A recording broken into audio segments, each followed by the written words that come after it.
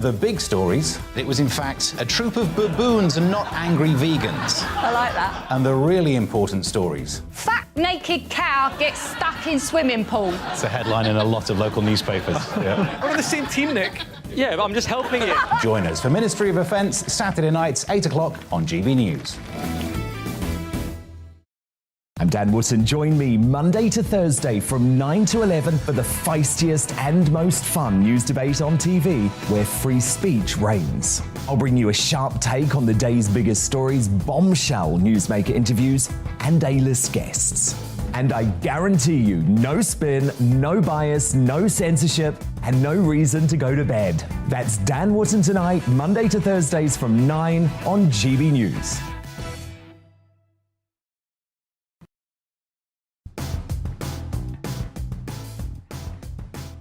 Coming up on Dan Wootton tonight, after Her Majesty celebrates a historic Platinum Jubilee weekend, what does the future of the monarchy look like? Royal author Lady Colin Campbell offers her insight. Plus, best-selling writer Lionel Shriver, our very own Neil Oliver, and positive Professor Carol Sikora deliver a dose of reason on the issues that matter to you.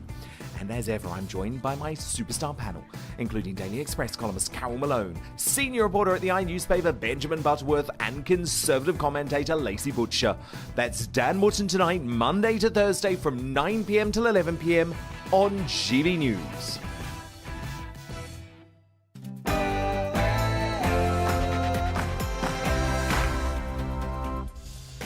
Oh, a very good evening, everybody. Welcome to a show fit for a queen. That's right. This is a special Platinum Jubilee edition of the one and only Friday Night Feast.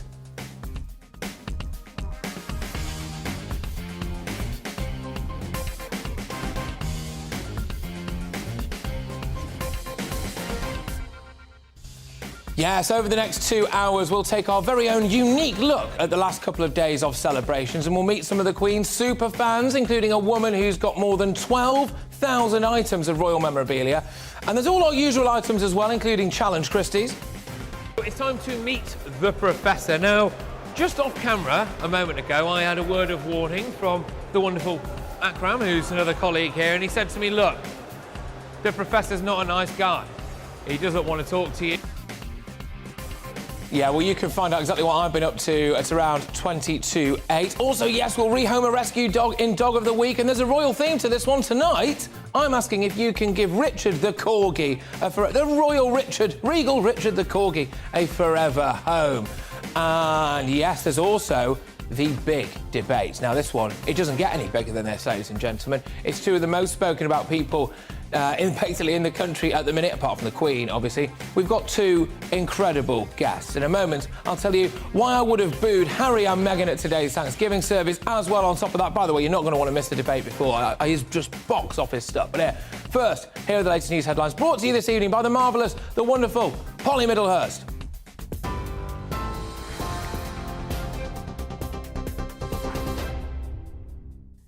Patrick, thank you. Good evening to you. The top stories on GB News tonight. Buckingham Palace has confirmed the Queen won't be attending the Epsom Derby tomorrow. Her Majesty is expected to watch the event on television at home at Windsor Castle.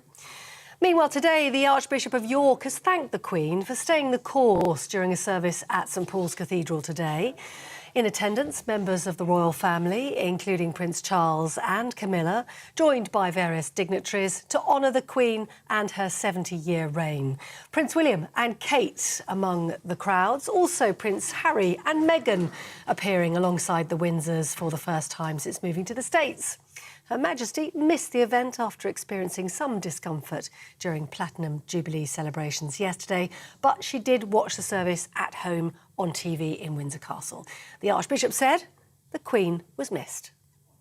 Your Majesty, we are sorry that you're not here with us this morning, but we are so glad that you are still in the saddle, and we are glad that there is still more to come. Well, in other news today, UEFA has apologised to fans over what's been called distressing events at the Champions League final in Paris last weekend. That came after fans were pictured climbing over gates to get into the game illegally and using fake tickets to access the stadium. Fans were pepper-sprayed and tear-gassed outside the Stade de France. In a statement, UEFA said no football fan should be put in that situation and it must not happen again. Two men have had to apologise for their involvement in a video appearing to mock the murder of a Northern Irish woman. John Bell and Andrew McDade offered an apology for their actions.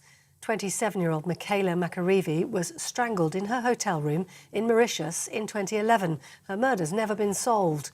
Politicians across Northern Ireland have condemned the video, which appeared to be filmed in a room decorated with Union flags and Orange Order paintings. The Orange Order itself has described the video as utterly abhorrent and has launched an investigation.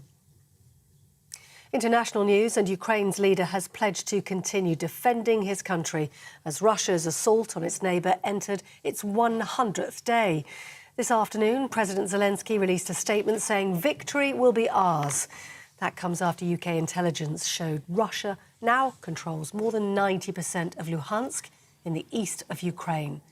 The UK Ministry of Defence is warning now Moscow could have complete control of the region in the next 2 weeks. In a statement released by Number 10, Boris Johnson reiterated the UK's staunch support for Ukraine. We will press on for as long as necessary, never wavering in our support for Ukraine until Putin's invasion has failed and Ukrainians enjoy the peace and the freedom that their heroism deserves. And lastly, the chairman of Asda says government plans to bring back imperial measurements are complete and utter nonsense. Lord Stuart Rose says the move would mean going backwards at a difficult time for business. The government says it's launched a consultation to ditch what it calls overbearing EU laws on the use of measurements like pounds and ounces. You're up to date on TV, online and on your radio via DAB+ with GB News. And now it's time for the special Platinum Jubilee edition of Friday Night Feast.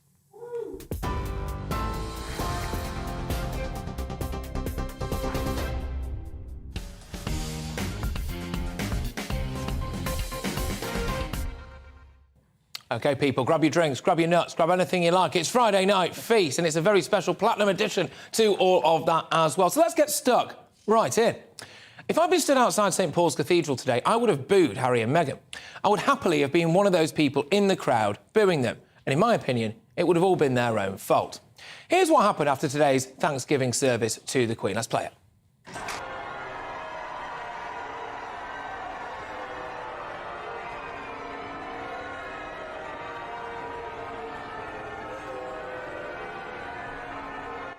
Yes, you can hear some bells. You could argue that maybe you could see one as well. There's a bit of cheering, but there's also, of course, quite a lot of booing. And I think they've behaved appallingly and damaged the reputation of our great nation. But the real reason I'd have booed them is because of the way that they've treated our dear Queen. When all the royals must have known, without any shadow of a doubt whatsoever, that Prince Philip was terminally unwell, they chose to make his final days more miserable. They went on Oprah. They constantly sniped. Because of their actions, the Queen will not only have had to come to terms with the grief of losing her beloved Philip, her husband of 73 years, her strength and stay, but she had to deal with a global media backlash. She had to deal with controversy and with drama. But that's exactly what Meghan is, isn't it? Controversy and drama. We've all met women like that. And Harry is, in my opinion, a bit too thick to see through her. When they didn't name the so-called royal racist, they implicated the entire royal family. There was that famous question to William, wasn't there? Are you a racist family? Well, if the royals are the figureheads of our nation, our ambassadors, and people accuse them of racism, then the implication there is that we're a racist country. Then, of course, at Prince Philip's funeral, it was the Harry show for a while, wasn't it? How will the brothers react? Will there be tension? What a petty little sideshow to a funeral of one of the greatest men that this country has ever produced. The Queen sat alone that day and bowed her head. Harry should have sat alone that day and hung his head in shame. Harry and Meghan did an unannounced visit to Windsor to see the Queen the other week. He said he wanted to make sure she had the right people around her. Well, that's ridiculous, isn't it? Because one of those people that she should have had around her was her great-granddaughter Lilibet, but Harry didn't want that to happen. By the way, I'm convinced they only named Lilibet as a PR stunt, but anyway, we'll move on from that. Because of Harry and Meghan's actions, our Queen has only been allowed to see her great-granddaughter, as far as we're aware anyway, once, while she was feeling unwell at one of the busiest times of her life. It's hardly ideal, is it?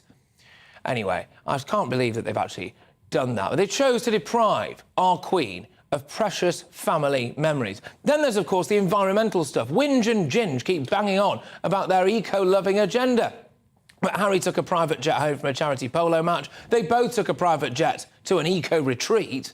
They're helping to force through a discredited environmentalist agenda that is bankrupting millions of people right now in the UK. So, to summarise, in my opinion, Harry and Meghan kicked our Queen while she was down, called us all racist and heaped financial misery on millions of people. If that isn't worth a good booing, then I don't know what is.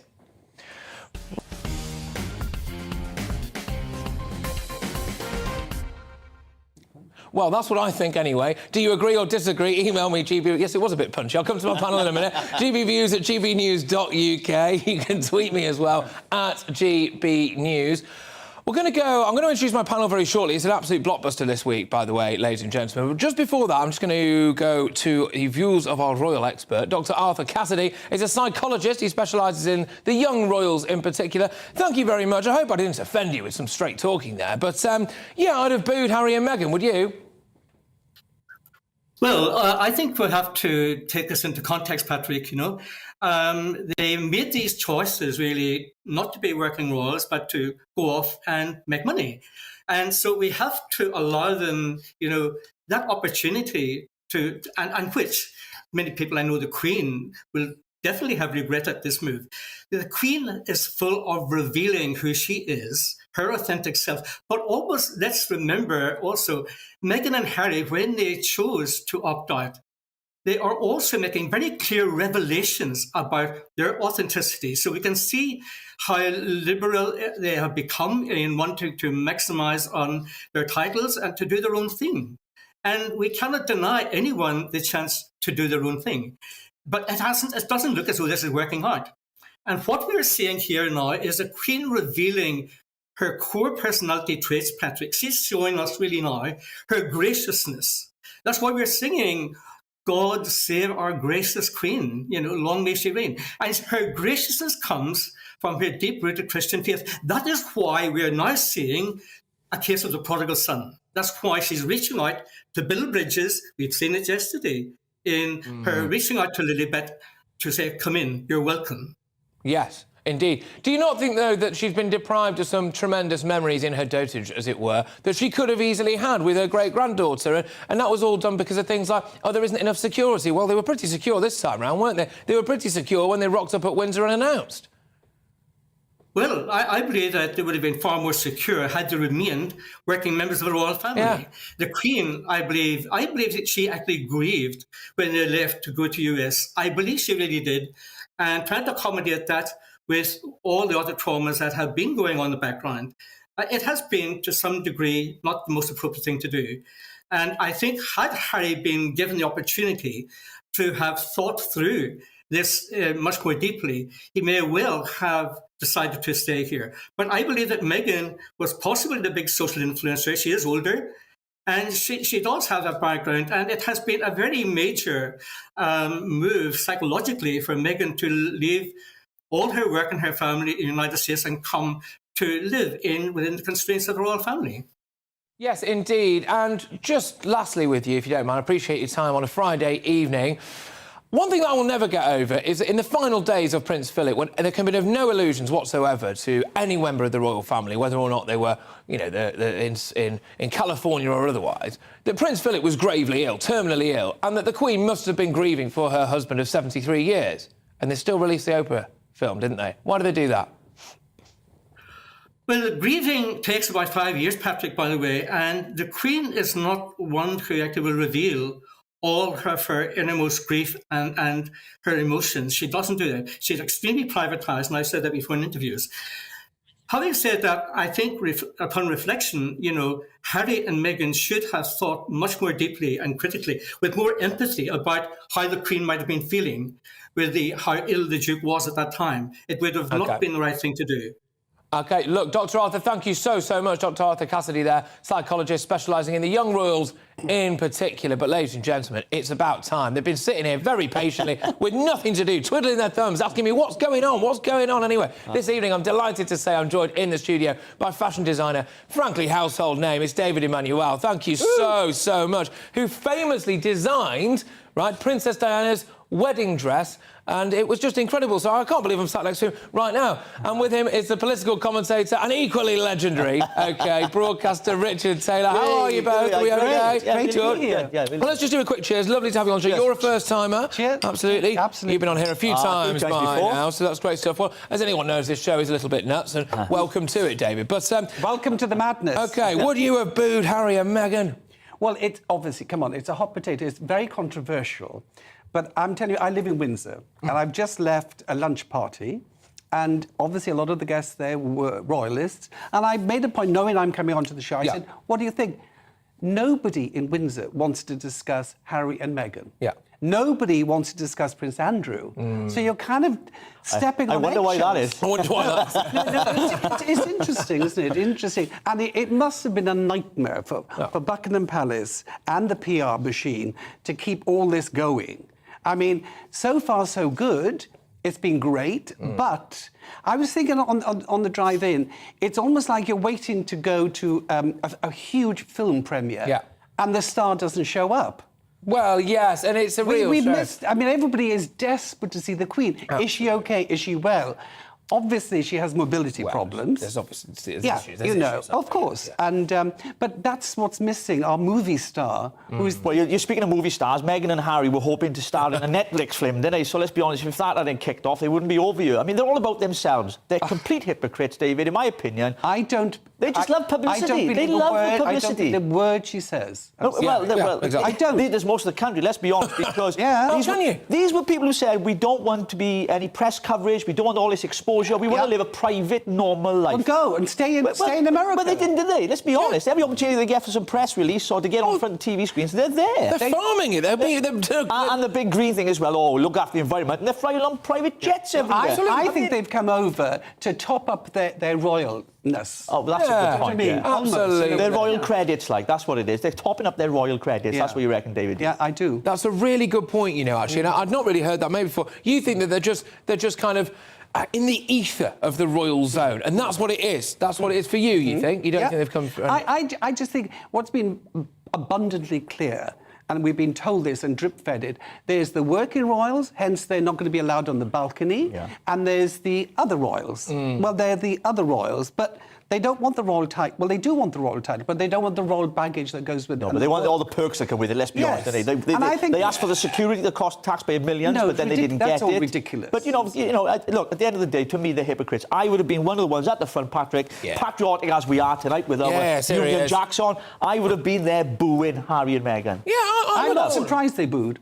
No, frankly, I'm not. And it's important to say, look, hey, all right, we know. Boris Johnson got a few boos as well. It was just a few from what I could see, really. I think Harry and Meghan were more booed, and, you hate to see it. But did you notice one thing?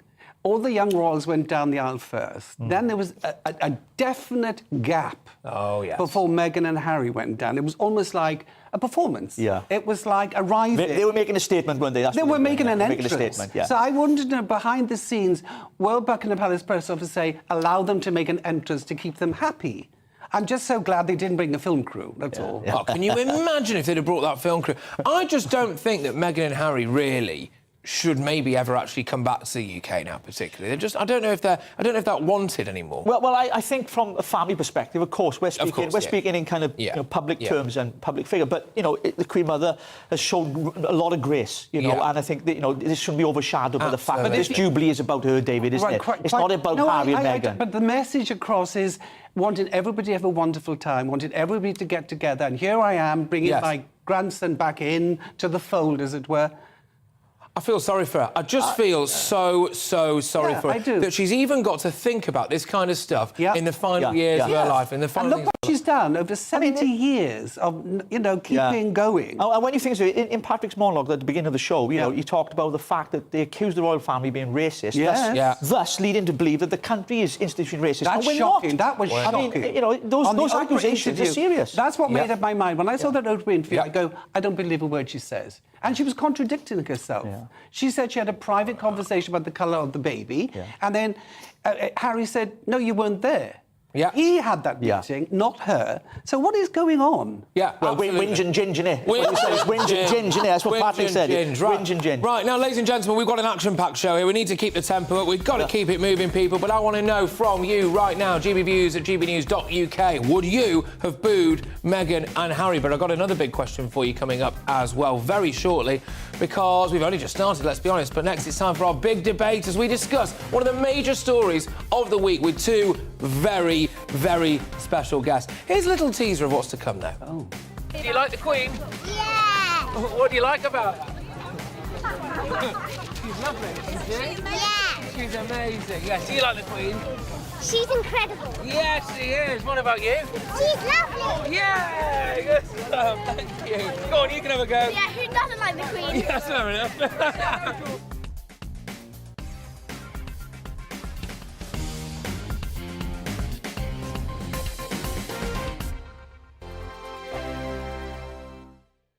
We are GB News. We're right across this great nation. On TV, on radio, on digital. Absolutely everywhere. We don't talk down to you. We embrace all voices.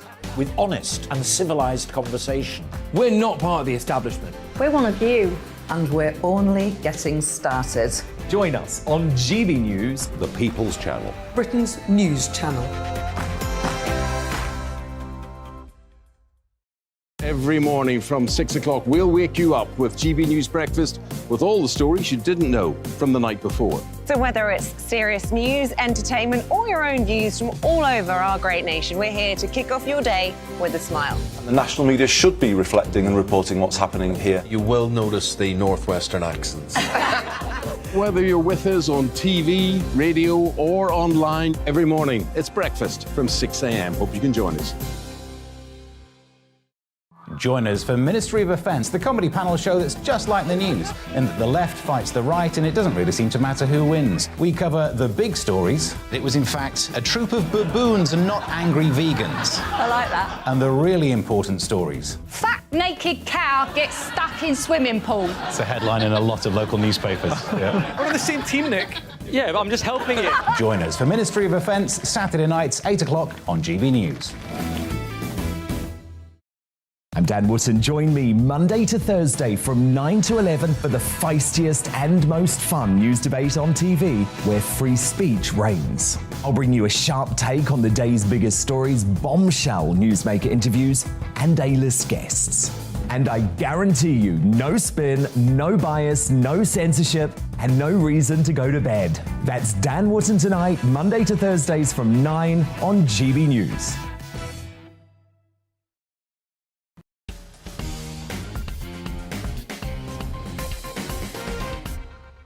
Oh, welcome back, everybody, to Friday Night Feast here at GB News. We've spent the last 2 days celebrating the Queen's remarkable 70 years as our wonderful head of state. She's the longest reigning monarch of all time, apart from Louis XIV, actually. And let's be honest, it's a record that's unlikely to be broken anytime soon here in the UK. Anyway, she's 96 years of age, and while we wish her many more years of good health, of course we do, there are already thoughts, sadly, about who will succeed her. Prince Charles is the first in line to the throne, but here's the question I'm asking tonight.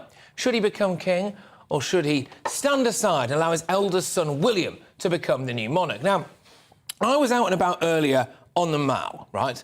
And I just wanted to find out what normal people, what average people, and maybe a few weirdos as well, thought about this. Yes, hello everybody, Patrick Christys here, back out and about for GB News, and goodness gracious me, that is the best view in the world right now. So, I want to survey the nation, OK? We do this every single week. This has been an absolute celebration, a celebration of the Queen's life, what's been taking place here at the Jubilee. However, of course, increasingly thoughts are moving towards what comes after our dear Queen, or indeed who comes after our dear Queen. And I want to know whether or not people think it should be William or Charles. Let's find out. William. Why? I think Well, we love Charles and we love the Queen, obviously, but I think William's a bit more.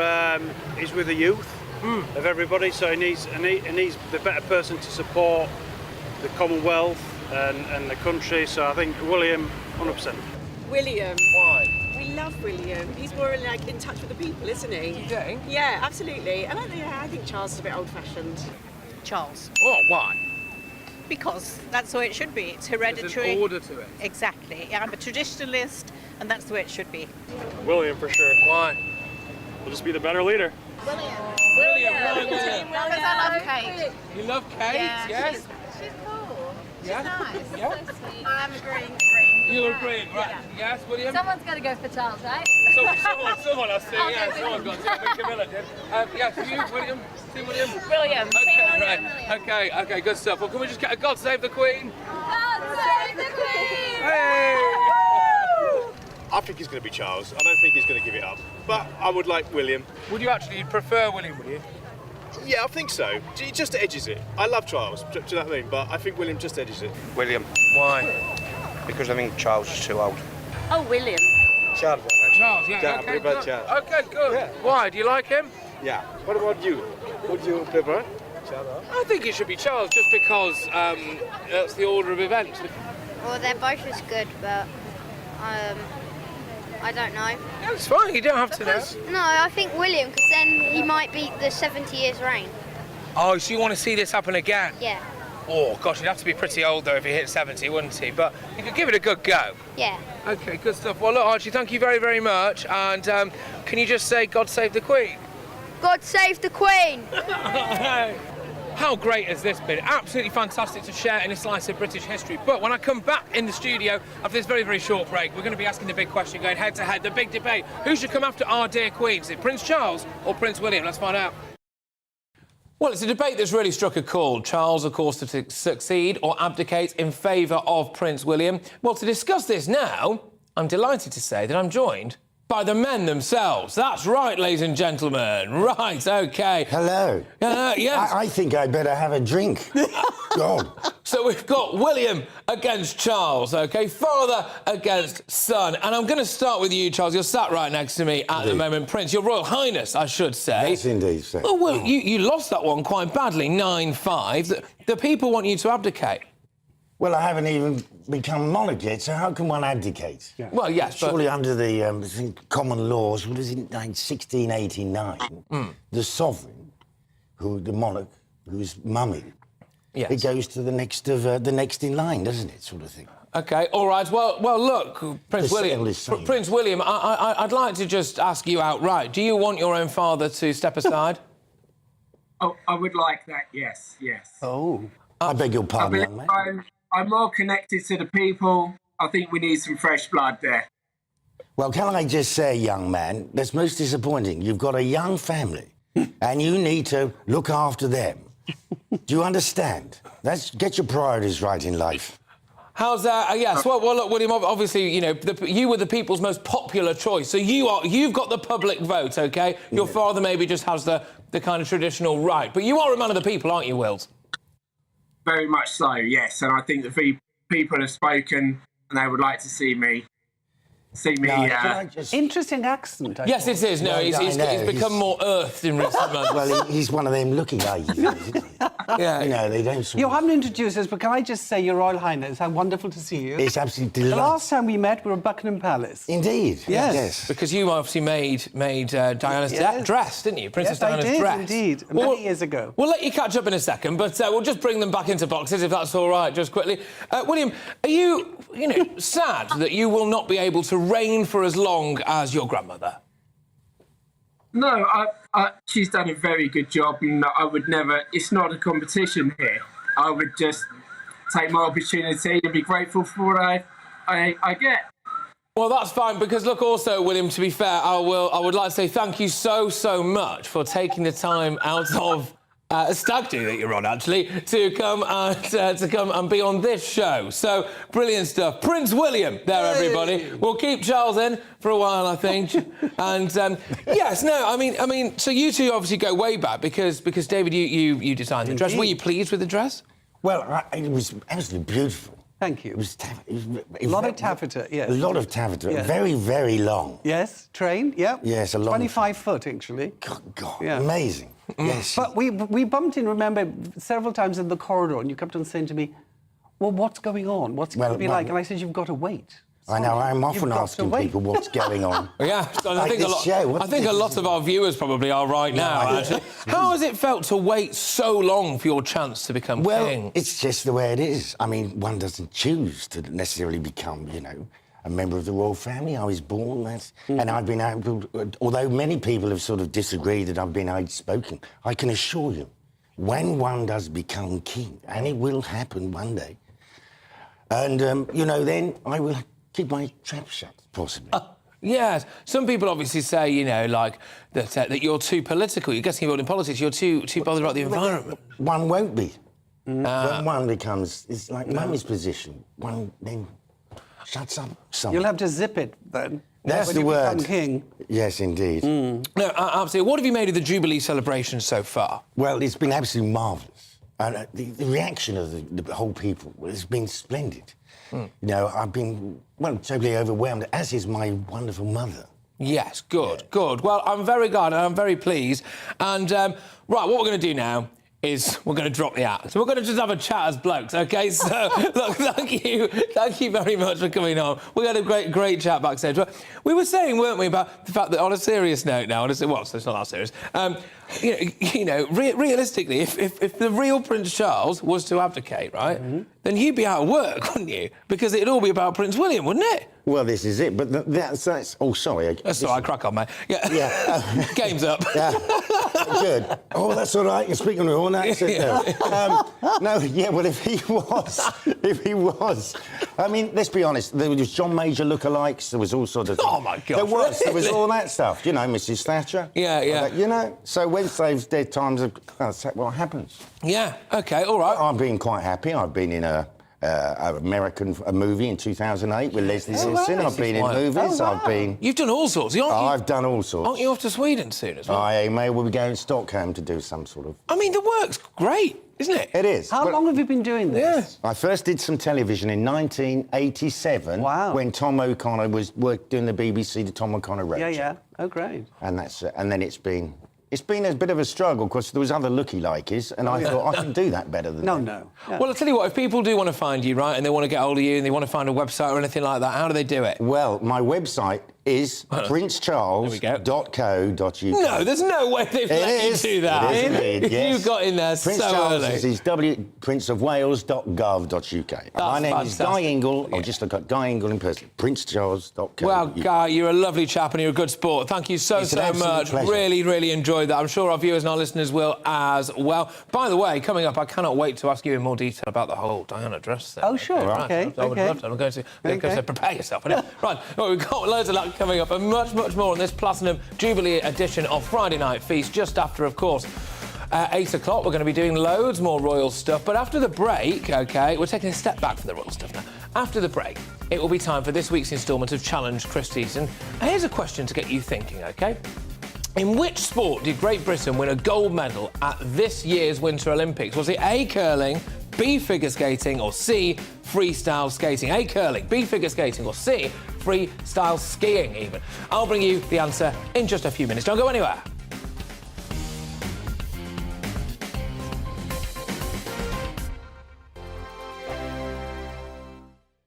We are GB News. We're right across this great nation. On TV, on radio, on digital. Absolutely everywhere. We don't talk down to you. We embrace all voices with honest and civilised conversation. We're not part of the establishment. We're one of you. And we're only getting started.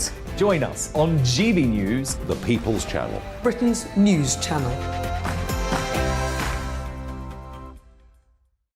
Every morning from 6 o'clock, we'll wake you up with GB News Breakfast with all the stories you didn't know from the night before. So whether it's serious news, entertainment, or your own views from all over our great nation, we're here to kick off your day with a smile. And the national media should be reflecting and reporting what's happening here. You will notice the northwestern accents. Whether you're with us on TV, radio, or online, every morning, it's breakfast from 6 a.m. Hope you can join us. Join us for Ministry of Offence, the comedy panel show that's just like the news, in that the left fights the right and it doesn't really seem to matter who wins. We cover the big stories. It was in fact a troop of baboons and not angry vegans. I like that. And the really important stories. Fat naked cow gets stuck in swimming pool. It's a headline in a lot of local newspapers. Yeah. We're on the same team, Nick. Yeah, but I'm just helping you. Join us for Ministry of Offence, Saturday nights, 8 o'clock on GB News. I'm Dan Wootton. Join me Monday to Thursday from 9 to 11 for the feistiest and most fun news debate on TV, where free speech reigns. I'll bring you a sharp take on the day's biggest stories, bombshell newsmaker interviews, and A-list guests.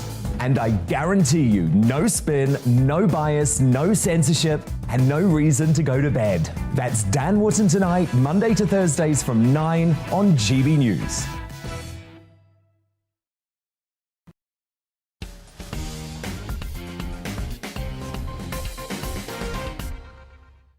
Welcome back, everybody, to Friday Night Feast. Now, before the break, I asked you, in which sport did Great Britain win a gold medal at this year's Winter Olympics? And there were three options. A was curling, B was figure skating, and C was freestyle skiing. And the answer is curling. There we go. That was A, curling.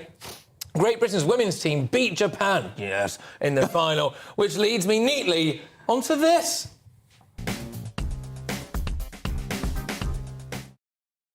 Yes, it's time for Challenge Christys, where I get set a challenge by you, my wonderful viewers and listeners, and I prove that I can do it better than anyone. Of course, we're counting down to what will be one of the scariest nights of my life, when I dance on stage with the Dream Boys. Yes, that's right. Yeah, all right. Really? All right.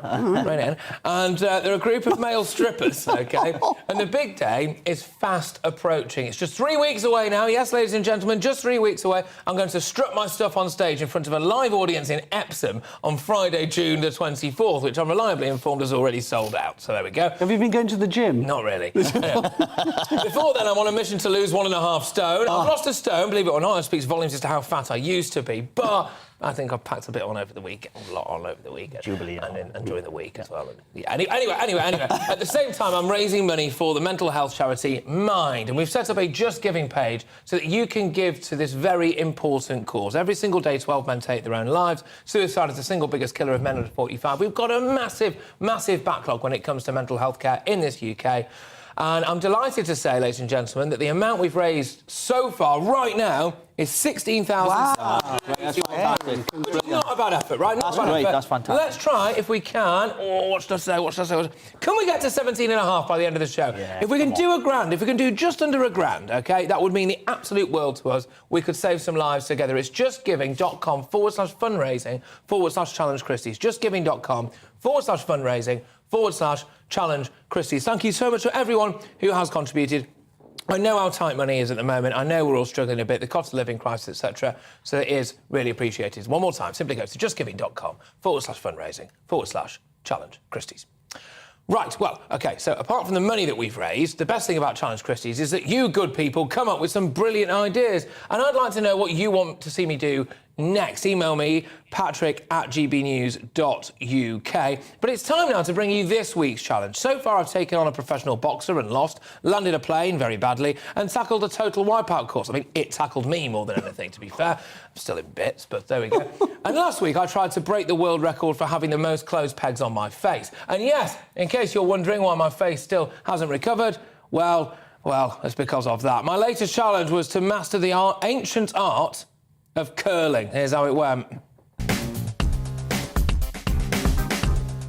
Right, well, here we are. Absolutely freezing yet again, but we go again. So, Akram's joining me now. Legend, thank you very much. Good to meet you, my good man. Good to meet you, my good man. Now, you're going to teach me how to curl. Yes, right. I am.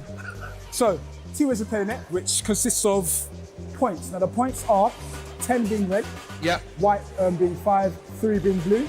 After each stone is being thrown, closest to the red, after all stones have been thrown, wins the round. Okay. Much more easier, get much more I like rounds. that one. These are the. I think that's the biggest obsession when it comes to, of course, yeah. I So feel powerful. there's I feel Scottish immediately. I'm going to give a quick demonstration as far as the stone throwing. How hard can it be? Do you kiss it for luck or anything? You don't? Not really, but just for your sake. Oh, legend, here he is, okay. Right, so we're going to go 1, 2. Remember, do not judge me. Oh, 3. That's all right. That's decent. Look at it. That's actually all right. That's decent. Yeah. You give it a little knock, it goes into the red area. You could possibly win. It's that chess. It's that chess. Okay. I'll go. So, shall I give it a go? Yeah, come here. These are quite heavy. Yeah. So don't lift. Yeah. Oh, right, yeah. Okay. So just for health and safety reasons, you're gonna go 1. What health and safety? Sorry. What? Yeah. What health and safety reasons? So do not lift any stones. Obviously, due to weight. Not saying not strong enough. Sorry about that. But well, it sounds like you might be saying that. All right. So we'll give it a practice go. 1 for luck. Legend. All right. You ready? Yeah. Ready. I'm ready for you, bro. Right. When you're ready. Whoa. Good. First time. I'm not judging you. I think the nation will judge me. Okay, so I think it's time to meet the professor. Now, word of warning, just off camera before, I was told by the wonderful Akram that the professor's actually not a nice dude. Like, he's not a nice guy at all. He's 4 times Queensway curling champion. He's been a world champion before. And I think what really did it for him was he just missed out on the Olympics one year, and apparently he's never been the same since. Anyway, let's go and meet the professor. Professor, how are you, my good man? So, what are you doing here? Don't bother me. I'm cleaning my lane. Right, well, this guy's got bags of personality. So, I mean, look, this looks really easy. I mean, you just sweep up a few brushes and stones and stuff. Dead easy, isn't it? It's a sweet science. So, what is it that you really like about curling, Professor? Solitude. So how many times a week do you curl? I curl my dreams. Akram, can I say quick words? Is that all right? Yeah. Just Head in. It's just. What's up? Talk to me. It's like, you know, the professor. The professor, yes, Yeah. I do, yeah. It just seems a bit mean, really, right? What do you mean? Mean as in, what, on the ice? I mean, you're talking to the professor, by the way. This is his this is his zone. I mean, is he beatable? Mate, I'm unbeaten. It looks like he takes it very Mate, serious. You're gonna have to do a lot of practicing. I say a few weeks, maybe. Has anyone ever nearly beat him? Because he doesn't look like he'd take that too well. It's the professor. Okay.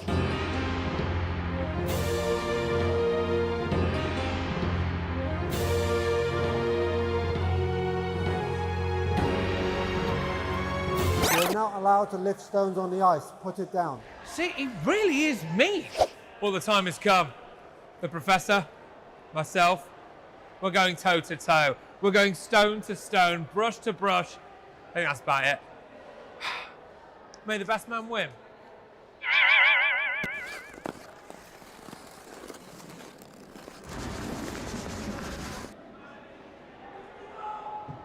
I honestly think he might be the rudest person I've ever met. I've got this.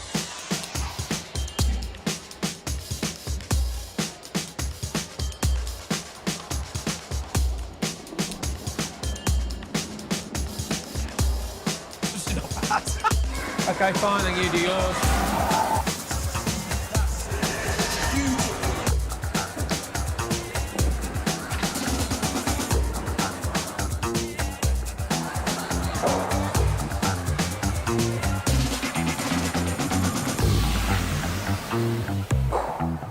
Oh, I'm gonna go double-handed.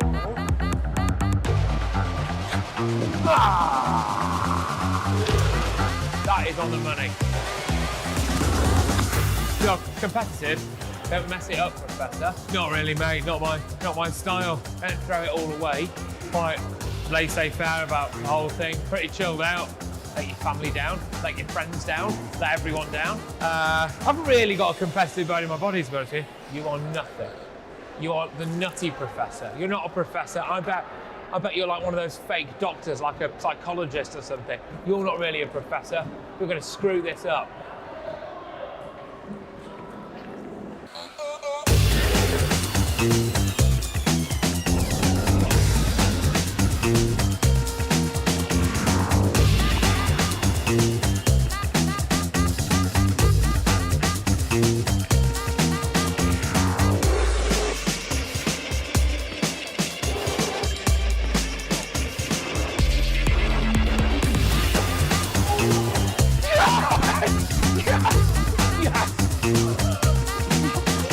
We got it! Get him out of here! Queens! Oh, mate, good game. Fair and square.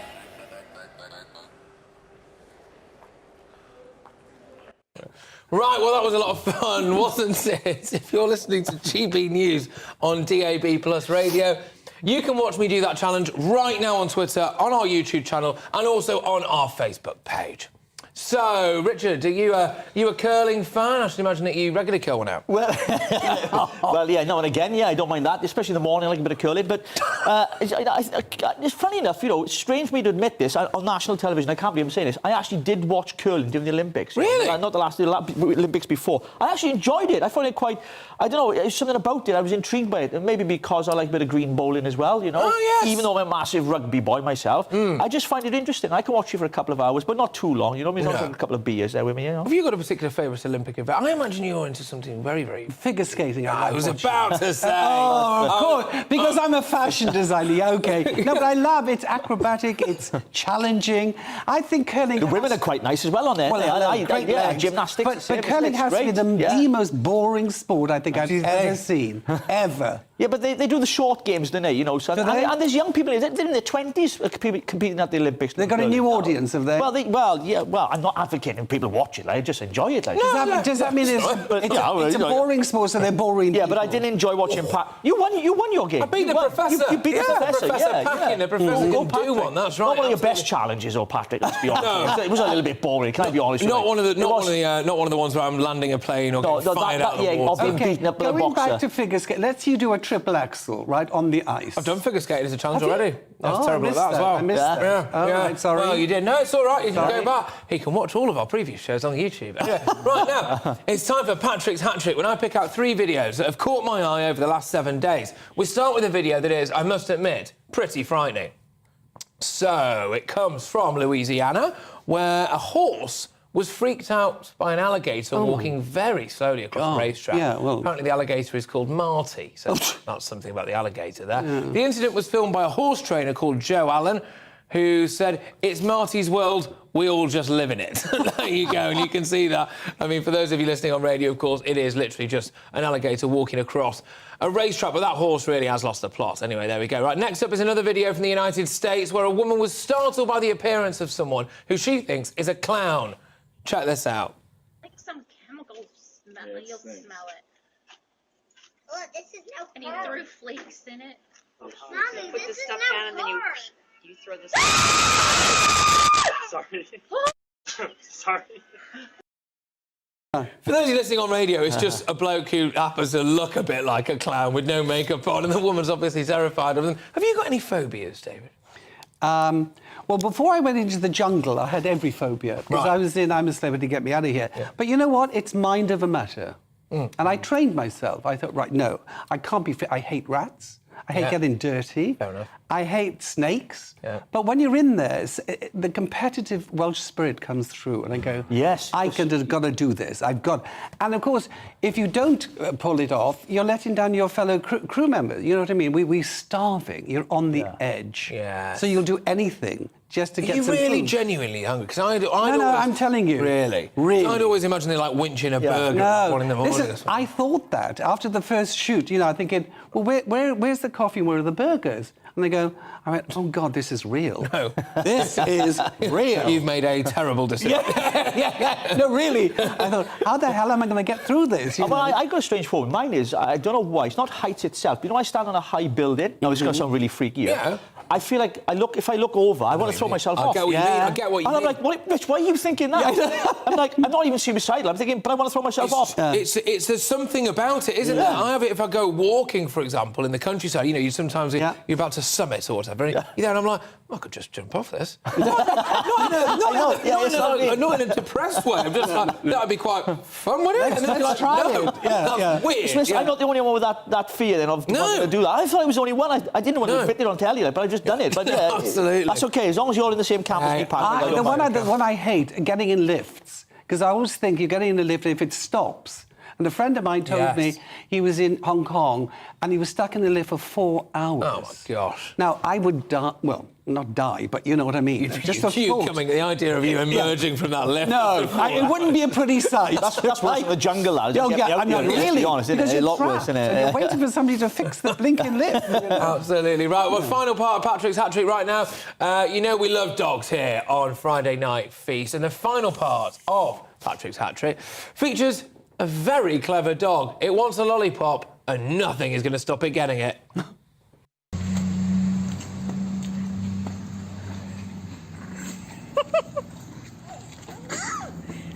Ah, pronto, perdeu pro Curulito. Oh. That's a dog stealing a lollipop off a child who then cries. Anyway, right, OK, so make sure that you get in touch with us as well, gbviews@gbnews.uk. If you're listening on GB News Radio, of course, that was, yes, literally just a dog nicking a lollipop off a child. Look, we've got a couple of minutes, a few minutes till the end of this particular hour, and I'd like to ask you, actually, David, let's return to the royal theme. It is the Jubilee celebrations, of course, about this thing that you made Princess Diana's dress for the wedding. That I find absolutely incredible. I mean, for as long as you live, you'll always have that, and that's a massive deal. I mean, how did it feel at the time to be doing it? Yeah, it was extraordinary. I mean, it was very straightforward, actually. There was no red tape from Buckingham Palace, no interference. We just got on with it. Diana, ravishingly beautiful, blue eyes. When she set those eyes on you, it was all over. Really? And my ex-wife, Elizabeth, and I, we were the designers, and, you know, we asked her to try on a few pieces, did a few sketches, and we kind of evolved into that. But one thing that we read on the history of royal wedding was to make it British. And when I say British, I mean British fabric, British workmanship. And some of the royal ones recently have gone off track. Yeah. Yes. So we started, luckily, we had a silkworm factory write to us. And I said, we need silk, we need overfeed them, we need tons of silk. Then we took it to the weavers, they wove it up in Nottingham, and we got lace and antique lace. So it was a huge job. So when you say tons of silk, though, how much are you talking about for this? Oh, Lord. Well, it was a 25-foot train to start with. So that's a lot of taffeta. And then, of course, the skirt, 15 metres, whatever, a lot of stuff. And, of course, just to trick them, because we didn't want them squealing, because we promised to make it a secret. So we told the weavers we got them to weave white silk taffeta and we got them to weave ivory silk taffeta. So they didn't know. I was going to say, so you might have kept it a secret. Surely your friends and family must have been asking you. Were you sworn to secrecy? You're not allowed to say anything? We promised her, and you've got to keep zip. Can I ask how much did the dress cost? Well, actually, how do you cost the most extraordinary dress? And Mrs. Shankier, Diana's mother, said, well, Mr. O'Malley, we need it. So I think we did a token 1,000 guineas. Right, a guinea's very old-fashioned, £1,000, and you know. And, of course, it's worth, who knows. Wow. That gown has travelled the world earning so much money for charities. And there was a moment, every time I was in New York or anywhere in America, there was this exhibition, and it was like I was following it. I wasn't. I was there doing other stuff. But, it's been my passport around the world, I suppose. And you have to remember, she was so delicious and she was so sweet. Can you imagine? And we would, she'd call, hi, it's me. I said, oh, hello, me. And she'd never say Diana. Very human. Yeah, very. And she said, look, Diana, we've got something special coming up, so it'll be on a Monday morning. So we'd race round to Kensington Palace. What's the gig? Where are you going? Because we'd got to know her by then, obviously after the wedding. And we did royal tours, but it was great. What is the gig? And she goes, well, it's a bit smart. I said, where is it? Tell me, did it right? So we do a quick sketch. Oh, so you were designing a wardrobe. Oh, yeah. Well, particularly for a royal tour, we did something like 17, and it wasn't just the frock. You know, you have to liaise with the hatter, you dye the shoes, you do the gloves. It's a different world, this, isn't it? Well, listen, I'm from the valleys in South Wales. I mean, we don't talk about dresses. I go to Primark, you know. I go to CK Maxx. David's on another level here, but you know, but what an opportunity to create something like that. And it's historical. You know, you will live off that the rest of your life. Like, well, you still got to work. He's on GB News. You still got to work. I'm going to show. Oh yes. So it was a delight, it was a privilege, it was an honour. As I said, a passport around the world. But you know what was special about her? This is the true lady she was. We'd race, quickly do the frock, deliver it on a Friday. She was wearing it Friday evening. and she'd always but always write a handwritten note. Thank you so much. That's class. Yeah. Oh, absolutely. Thank you so much. I know you've been terribly busy, blah, blah, blah. Thank you. That's all. And then you do, when somebody does that as a client, you'll do anything. Just quickly, were you there the first time she put it on? Of course. Did she cry? What, you mean on her wedding day? Well, the first time she put it on properly. Yeah. Well, it was... It can't have been in the room when she put it on, because that's been inappropriate, isn't it? She walks out of it. Yeah, obviously, not when she put it on, right? Hang on, David, come in and have a look. I'm a designer. Oh, well, OK, I need to know. You're going to passport somewhere else as well. Right, OK, we'll return to this, because we've got another hour coming your way. Just very, very quickly, it's time for our final feature of this particular hour. Time for this. I saw in the frock. All right, OK, so lots of you have got in touch to react to my comments at the start of the show that, like many people outside St Paul's Cathedral, say, I would have booed Harry and Meghan. Well, Elaine from GBNews says, I definitely would have booed them. A discreet presence yesterday? No, both had their faces stuck in the window, attracting the press photographers. Meghan had her window down and waving when leaving Horse Guards Parade. Their presence has overshadowed the Jubilee events. Philip says, what could they do to reverse your opinion of them? Disappear forever.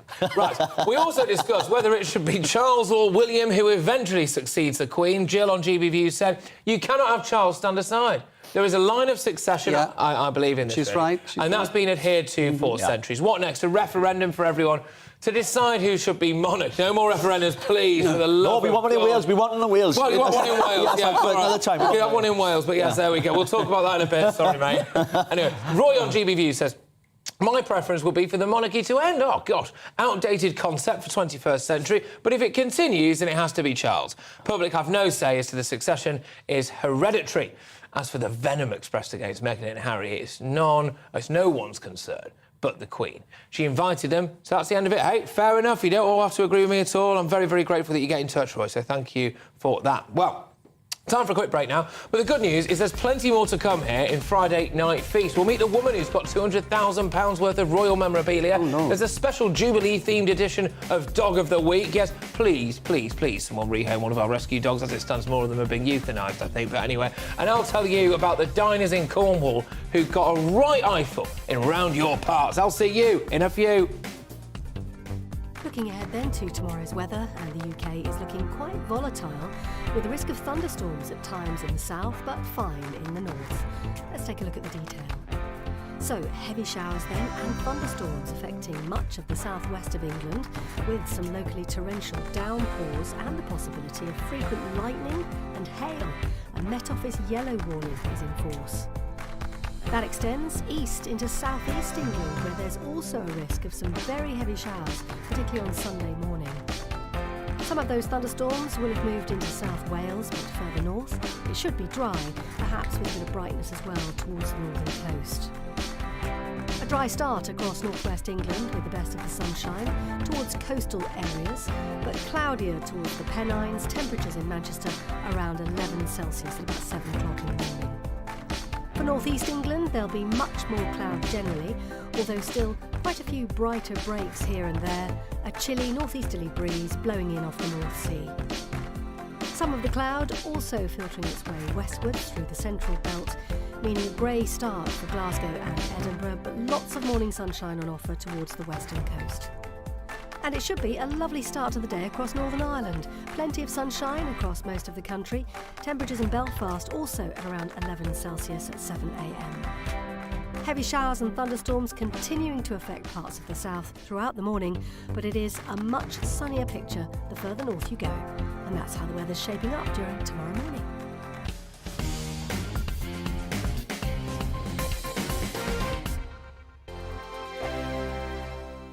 We are GB News. We're right across this great nation. On TV, on radio, on digital. Absolutely everywhere. We don't talk down to you. We embrace all voices. with honest and civilised conversation. We're not part of the establishment. We're one of you. And we're only getting started. Join us on GB News, the People's Channel, Britain's news channel. Every morning from 6 o'clock, we'll wake you up with GB News Breakfast with all the stories you didn't know from the night before. So whether it's serious news, entertainment, or your own views from all over our great nation, we're here to kick off your day with a smile. And the national media should be reflecting and reporting what's happening here. You will notice the northwestern accents. Whether you're with us on TV, radio, or online, every morning, it's breakfast from 6 a.m. Hope you can join us.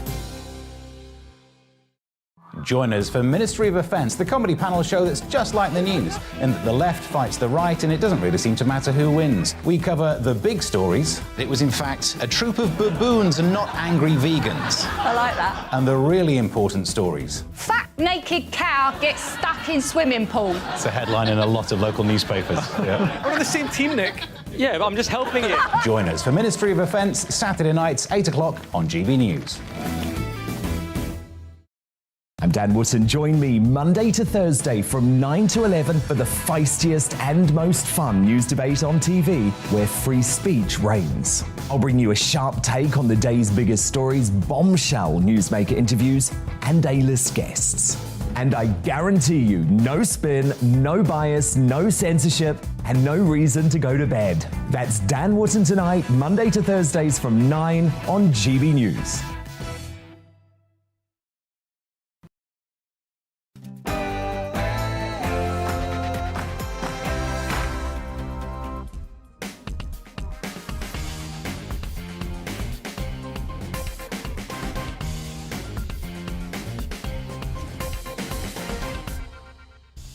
Welcome back, everybody, to Friday Night Feast. Between now and 9 o'clock, I'll speak to the man who's made an extravagant outfit to celebrate the Platinum Jubilee. We'll also meet the grandmother who's about to do a skydive for charity. Rather her than me, to be fair. And we'll try to rehome a rescue dog in our popular feature Dog of the Week. That's all on the way very, very shortly. But first, here's the latest news with the brilliant Polly Middlehurst.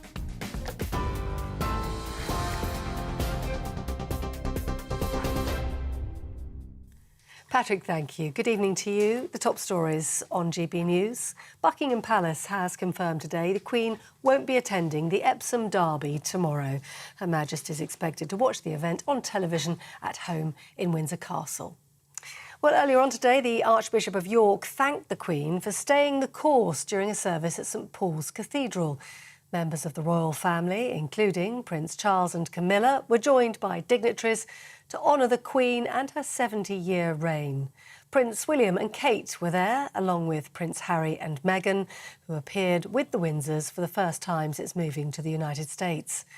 Her Majesty missed that event after experiencing some discomfort yesterday during her Platinum Jubilee celebrations, but she watched that on TV at Windsor Castle. The Archbishop said the Queen was missed. Your Majesty, we are sorry that you're not here with us this morning, but we are so glad that you are still in the saddle, and we are glad that there is still more to come. Well, in other news today, UEFA has apologised to Liverpool fans over what's being called distressing events at the Champions League final in Paris last weekend. That comes after fans were pictured climbing over gates to get into the game illegally and accused of using fake tickets to access the stadium. Fans were then pepper-sprayed and tear-gassed outside the Stade de France. In a statement, UEFA said no football fan should be put in that situation and it must not happen again. In international news, Ukraine's leader has pledged to continue defending his country as Russia's assault on its neighbour entered its 100th day.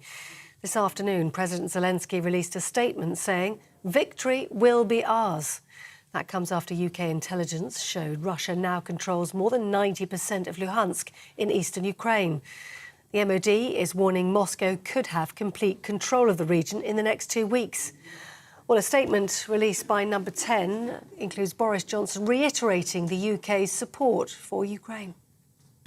We will press on for as long as necessary, never wavering in our support for Ukraine until Putin's invasion has failed and Ukrainians enjoy the peace and the freedom that their heroism deserves.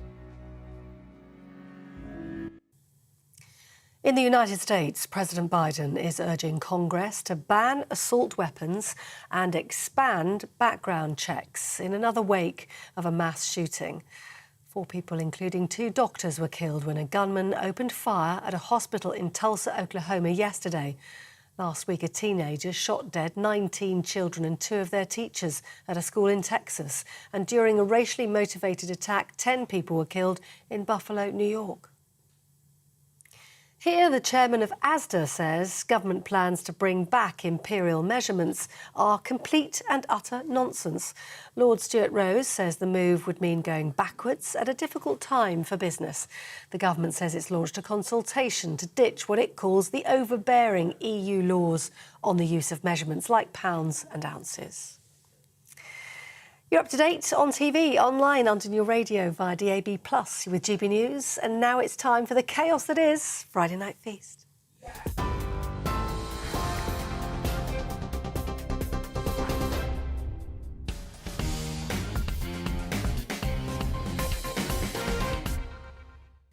Well, even non-royal watchers have been taking an interest in the Jubilee celebrations this weekend. But for Anita Atkinson, it is business as usual. Anita has what may well be the world's largest royal memorabilia collection, and I'm delighted to say that she joins us right now. Thank you so much for joining us, Anita. This is great. The Queen's behind you there already. Look, talk us through it. Is it really worth £200,000? I have no idea, Patrick, how much it's worth, but I tell you what, I don't care how much it's worth. You're only interested in value if you're going to sell something, aren't you? I'm not going to sell it. Well, can you talk me through your collection, please? Well, yes, it goes back 9 reigns to King George III's coronation in 1761. And, of course, George III, for those that don't know, was Queen Victoria's grandfather.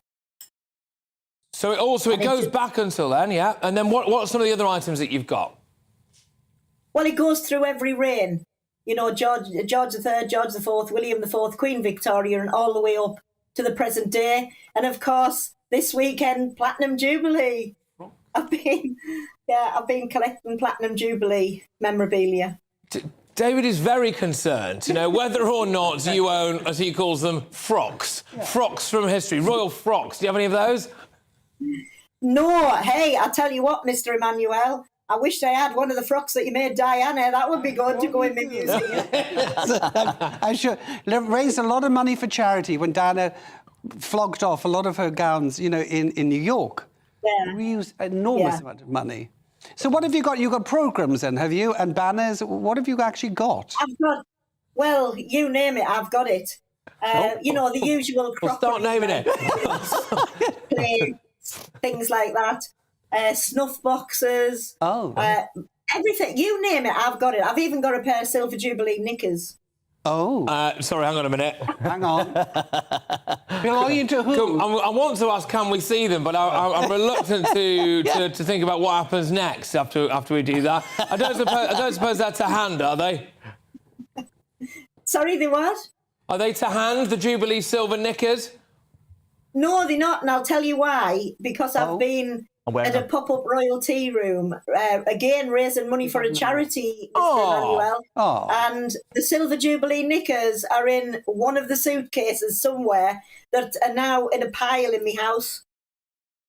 That's all right. Well, look, I mean, you're doing absolutely fantastically here. Why are you so... I don't want to use the word obsessed. That's a negative connotation to it. Why are you so... passionate. Enthralled. Yes, passionate about the royals. Well done, mate. Well, I am obsessed, but... Yeah, funny that. No, go on, but why? Why are you so obsessed? Well, there's a you know, I'm sorry to spoil this Friday night, but there is a serious side to it. Oh, and I am a monarchist. I'm a fervent believer in a constitutional monarchy as the form of government, and I will defend it with my last breath. And that is because of 45 years of research in the history of the monarchy that's gone all over Europe, of course, because of Queen Victoria, well, beyond Queen Victoria, actually. And, you know, I've discovered that the most stable nations in the world are those that have monarchies, and those that abolish the monarchies aren't stable. It's quite simple, really. Can I ask a question? Do you keep everything at your home? Well, I live on a farm, Mr. Emmanuel. I live on a farm, And my husband, John, got fed up with the house being clad with stuff, and he gave me the old dairy barn. So I've got 7,000 items in there. Wow. And can people come and view them? Well, yeah, by appointment. Well, not by appointment. You know, sometimes they just knock on my door.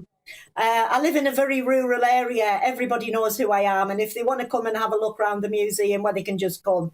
But have you been approached by other museums, like the V&A, the Victorian Albert Museum? Have they approached you for borrowing things? No, but I'll tell you what, that's only because the V&A Museum don't know what I've got. And I think you might be interested in this one particular item of memorabilia. Okay, go on. That goes back to George IV's coronation. And it's a piece of material that was part of a garment that was worn at the coronation of George IV in 1821. Wow. So it was a piece of what he was actually wearing at his coronation? Yes, and I've got the provenance with it because this piece of material was sent to a minister, an American minister, mind. It came from America, this. And it has the date on. And it has the name on. It's got a letter. There's a letter, and I've framed it all.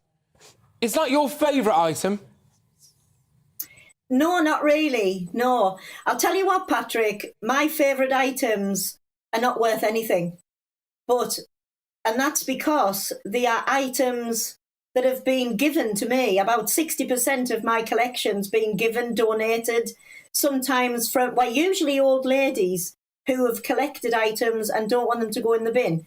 But all of these things that I've been given have a memory. They're not my memories. They belong to the memory of the person who gave me them, and I'm the custodian of those memories. Absolutely. And I look after them.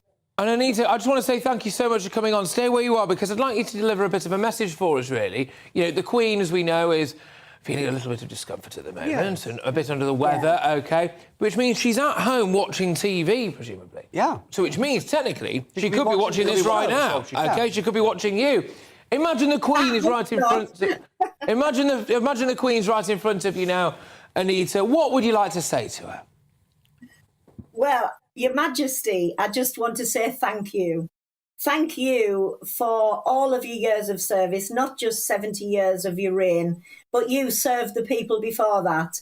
And I often play the recording of your speech as a 14-year-old to the children, the evacuees that were sent abroad during the war. And I'll tell you what, you have made my life. For the last 45 years, I've thought about you every day. And you might think that's a bit sad, but actually I do. And I try to live my life with Christian values, the same as you do. You've taught us all a lot, not just served us, but you've really taught us a lot. Oh, my gosh, that is honestly just so moving. Oh, my dear. Look, Anita, you are... Well, I mean, we love you about as much as you love the Queen, I think, here at GBNews. So thank you so, so much. When you started that, I was originally going to make a joke about the fact that she's behind you now because you got a cardboard cutter. but it was so passionate that I didn't want to joke about it. So thank you very much, Anita. Look, I love you here. You're going to have to keep coming back for us, please. OK, so that's Anita Atkinson there, and you were thinking that maybe because we got her details stuff like, were you saying that you could help with a bit of fabric or something? Yeah, I mean, doing Diana's gown, we wanted to introduce lace. Yeah. And we had a bag of lace, so we used to send it off to the Royal School of Needlework to clean. OK. Sent it off. She rang me the head and said, Mr. Mann, would you come in? You and your wife come in. We discovered in this bag of stuff Queen Mary's lace. Oh, my gosh. Right? So we had it cleaned up. And what it was, in those days, they used to wear panels of lace, take them off, rejuvenate, zhuzh them up, another piece of lace. So we said to Diana, look, this is Queen Mary's, we'd bring it back into the royal family. And she said, of course. So we use it on the front bodice of a wedding dress. Oh, my gosh, OK. Well, that's amazing, really, isn't it? That was a special piece of Anita. Wasn't it? I mean, I love the royal family. I know there's a lot of people that would, want to get rid of the monarchy and all that kind of stuff. Sure. It's crazy because it's part of what being British is all about, isn't it? And to hear her, sharing those words is so powerful and meaningful to her. I love the fact that she's obsessed. You're like, you're not obsessed. That's a negative word. No, I'm obsessed. I am That was just brilliant, you know. Brilliant. Thank you, Anita, for that. That was brilliant. Yes, thank you very much. Gosh, you certainly struck a chord here. Right, OK, no time to come up for air here, people. Next, we're moving on to someone else who's been pulling out all the stops to celebrate the Jubilee. Now, Colin Bergin-Plews, also known as Big Pink Dress, there we go. You might be interested in this. Here we go. Although I've seen him, I'm doubting it. Has raised over £150,000 for good causes, and it all started when he donned one of his famous outfits for the 2014 Great North Run. So now he's come up with something special for the Jubilee, and he joins us right now. Colin, welcome along. Oh, good heavens. Now, that's a look. What's that? Colin, can you describe what you're wearing for our radio listeners, please? He looks like a British Taliban. Actually, it's a bedspread. I'm basically wearing Union Jack all over. It's basically the place where I live. They were doing a little do, and it was, will you hire a dress on? I went, yeah, but I'll have to design something amazing. So I said, right, I'll stick this on. Competition here. Yeah, you can see that. You can see that. Would you mind just standing up and showing us the full ensemble? Is that OK? So you might have to move a bit back from the camera. So to describe this for people, it is. It is technically a Union Jack dress, I suppose, and it's got white. Is it? Yeah, it's got white stuff on your head. You've got red. It's quite well fitted, big puff sleeves. Have you escaped from RuPaul's Drag Race? I mean, I don't know what's going on. Fantastic. Yeah. No, so it's made out of a bedspread, did you say? Yeah. To be honest, I was looking for some fabric and I couldn't get any in time, so I bought a bedspread instead. Tailor it. Who did you get to tailor the gown?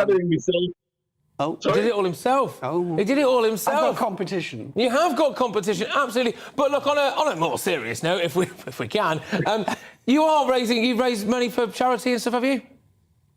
Yes. In 2014, one of my wife's friends was diagnosed with breast cancer, and I'm an ex-forces, 6'6", 20-stone bloke. And I said, right, I'll run the Great North Run. And when the pack came, it was wearing pink. And I just done a sort of like a charity show at a nursing home I was working at. And it turned out that the only thing I owned was a Stars in Your Eyes outfit for Diana Ross. And it was a pink dress. And I went, right, OK, I'll run the Great North Run in that. And it just snowballed from there. I think I'm up to dress number 97 now. Wow. Well, talk to us about some of your other outfits, because we've actually got some pictures of them. So just you start rattling them off and we'll see if we've got them. Oh, no, I'll tell you what, do it the other way around. I'm looking at one now. I'm not sure. What would you say that was? It's not a Harlequin outfit, is it? No. Oh, it's a Sunderland and a Newcastle outfit. Talk us through that one. That's exactly what it is. Okay. What else have we got? Right, let's move it on. Have we got another one? Oh. Gosh, what is this? This is a rainbow-coloured one. Well, explain that to us. Yeah, that was for the 50th Pride year. I've got a lot of friends in the LGBTQ plus scene, and they want me to come down, and so I designed this one. Oh, there you go. I tell you, you do a lot for a lot of different causes, don't you? He likes stripes, though, doesn't he? He does. He's a fan of the stripes. He likes stripes. He's got a style and he sticks to it. Yeah, exactly. Go on. What else have we got here now? Then that's Pride of Britain. Oh, the Pride of Britain Awards. Lovely. Right. I've got to be honest with you. Can't quite make out what that is on your head. What is it? Is it Leroy? It looks like paper. Is it? It's actually either foam. It's a foam wig. Oh, fantastic. It looks great, that. And so why were you at the Pride of Britain Awards? Just because you care so much about this cause? I was the Time Tees Pride of Britain winner that year for fundraiser. Oh, fantastic. Well, there you go. Have we got one more? We have got one more. Here we go. We're in. So this is a pink one with a black kind of bottom, I suppose. Would you say? What are you doing here? Is that the Great North Run? That was for the Great North Run that never happened. It was when the lockdown came in, we had to go and do a virtual Great North Run, and that was it. Mate, you are absolutely fantastic, Colin, and we do have a national hero on this show, but that's coming a bit later on. But you're doing a very good impression of our national treasure, actually. So I think you get a little round of applause for all the work. Can I just say one thing before you go? Love the frock. Need to work on the wig. Oh, here we go. Expert advice. Look, You're a nice guy, you're a top lad, and thank you very much for agreeing to come on the show. It's really an absolute honour and a privilege for us here at GB News to have someone like you on. Colin Burgin, please, who has raised more than £150,000 for good causes. I mean, your tie, some people would say, is an element of fancy dress, but it's national pride, really, isn't it? Are you known for dressing up? Well, no, not really. Not publicly, but privately. That's for another conversation. That's between me and the mirror. Yeah, exactly. Yeah, I think it's great people that dress up for a bit of charity, a bit of fun in it. It's all part of, I mean, but I'm not really into dressing up myself, Patrick. I'm not in touch with my feminine side as some people, so I don't like dressing up in women's clothes. No, I don't like women's clothes. I just like men's clothes. I'm a man. We could make a bikini out of his tie. He wouldn't wear it, though, would he? Anyway, right, after the break, we'll tell you about the woman who wanted to pay tribute to her dead nan, but unfortunately ended up with a Rod Stewart tattoo. Yes, that's right. And find out why 13 inches wasn't enough for one person in Kent. Yes, it's almost time to have a good look around your parts. I'll see you in 2 minutes.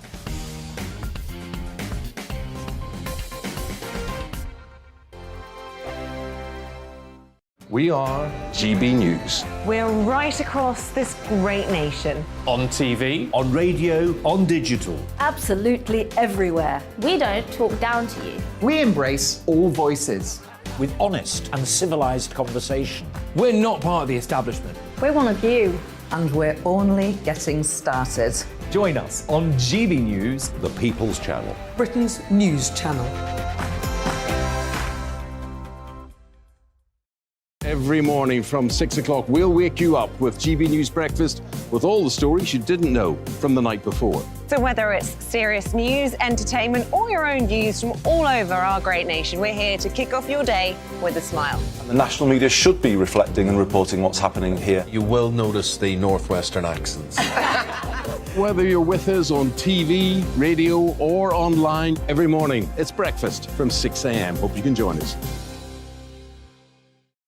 Join us for Ministry of Offence, the comedy panel show that's just like the news, in that the left fights the right and it doesn't really seem to matter who wins. We cover the big stories. It was in fact a troop of baboons and not angry vegans. I like that. And the really important stories. Fat naked cow gets stuck in swimming pool. It's a headline in a lot of local newspapers. Yeah. We're on the same team, Nick. Yeah, but I'm just helping you. Join us for Ministry of Offence, Saturday nights, 8 o'clock on GB News. I'm Dan Wootton. Join me Monday to Thursday from 9 to 11 for the feistiest and most fun news debate on TV, where free speech reigns. I'll bring you a sharp take on the day's biggest stories, bombshell newsmaker interviews, and A-list guests. And I guarantee you, no spin, no bias, no censorship, and no reason to go to bed. That's Dan Wootton tonight, Monday to Thursdays from 9 on GB News.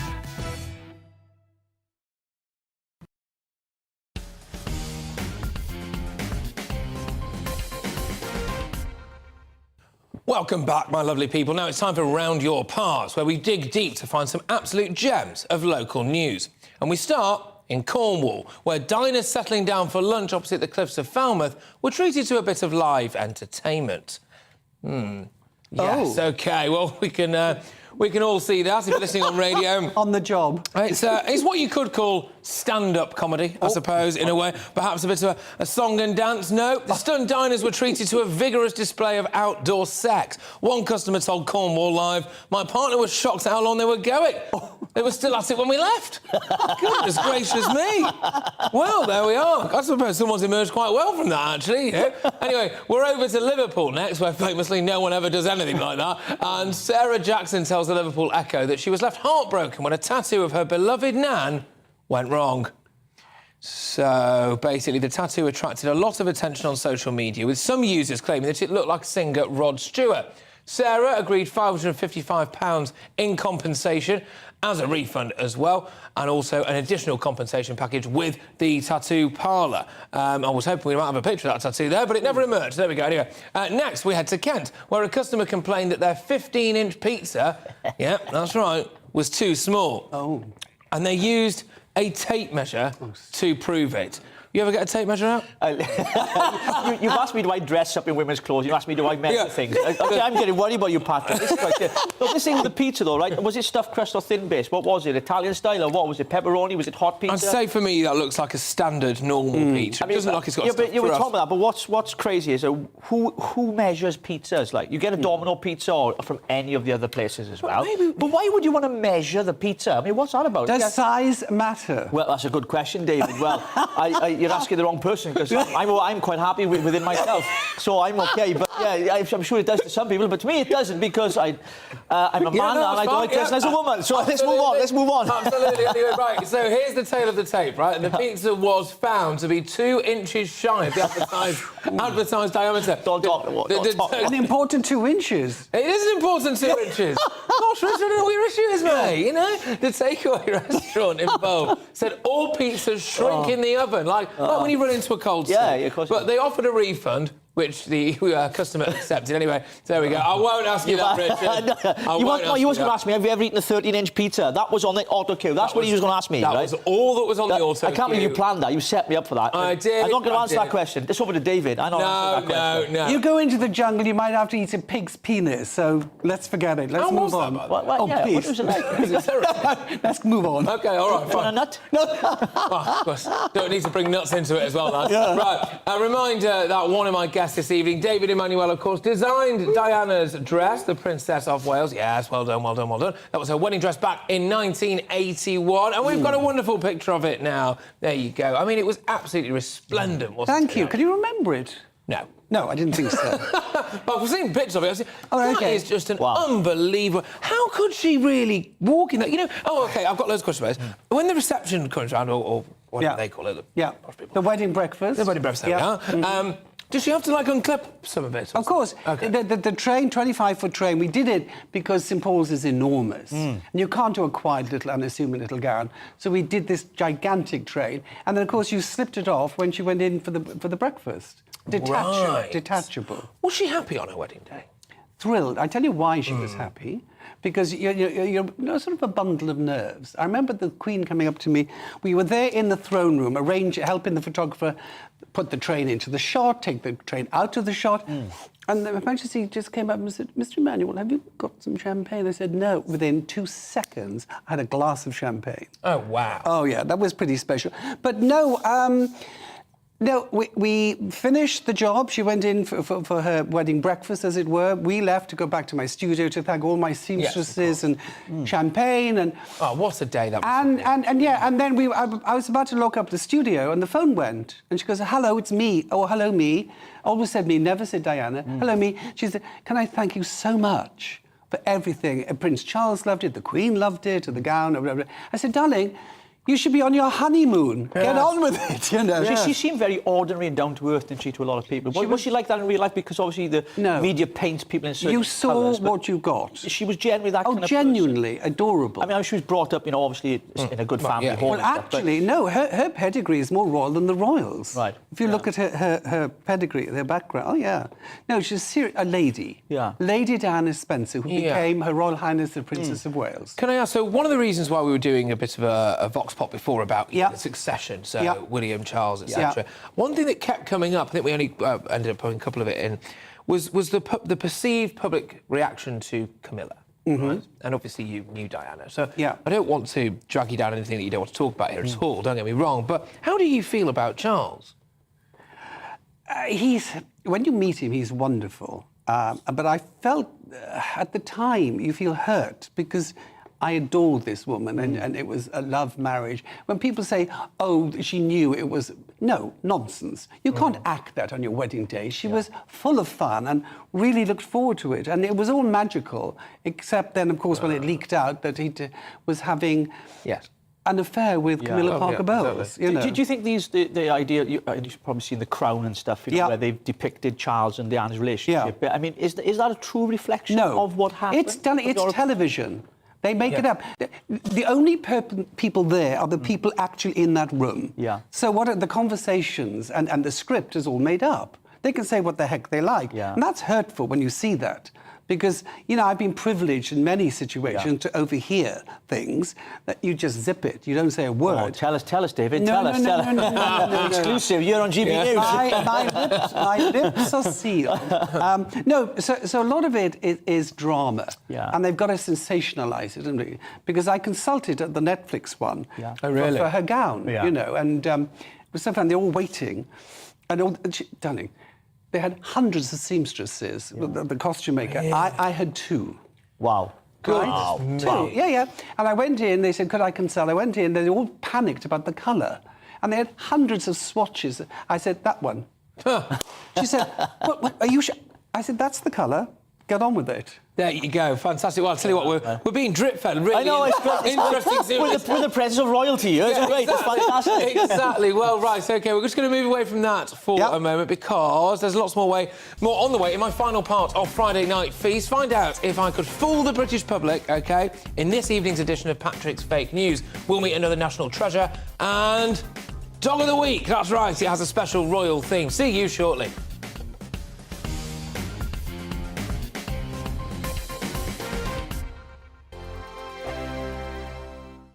We are GB News. We're right across this great nation. On TV, on radio, on digital. Absolutely everywhere. We don't talk down to you. We embrace all voices.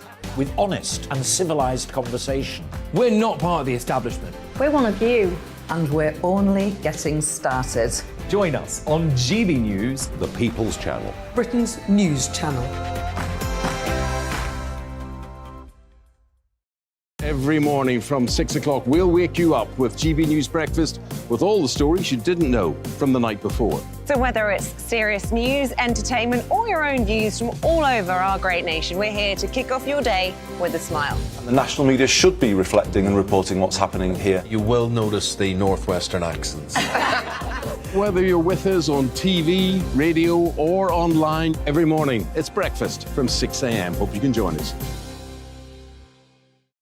Join us for Ministry of Offence, the comedy panel show that's just like the news, in that the left fights the right and it doesn't really seem to matter who wins. We cover the big stories. It was, in fact, a troop of baboons and not angry vegans. I like that. And the really important stories. Fat naked cow gets stuck in swimming pool. It's a headline in a lot of local newspapers. Yeah. We're on the same team, Nick. Yeah, but I'm just helping you. Join us for Ministry of Offence, Saturday nights, 8 o'clock on GB News. I'm Dan Wootton. Join me Monday to Thursday from 9 to 11 for the feistiest and most fun news debate on TV, where free speech reigns. I'll bring you a sharp take on the day's biggest stories, bombshell newsmaker interviews, and A-list guests. And I guarantee you, no spin, no bias, no censorship, and no reason to go to bed. That's Dan Wootton tonight, Monday to Thursdays from 9 on GB News.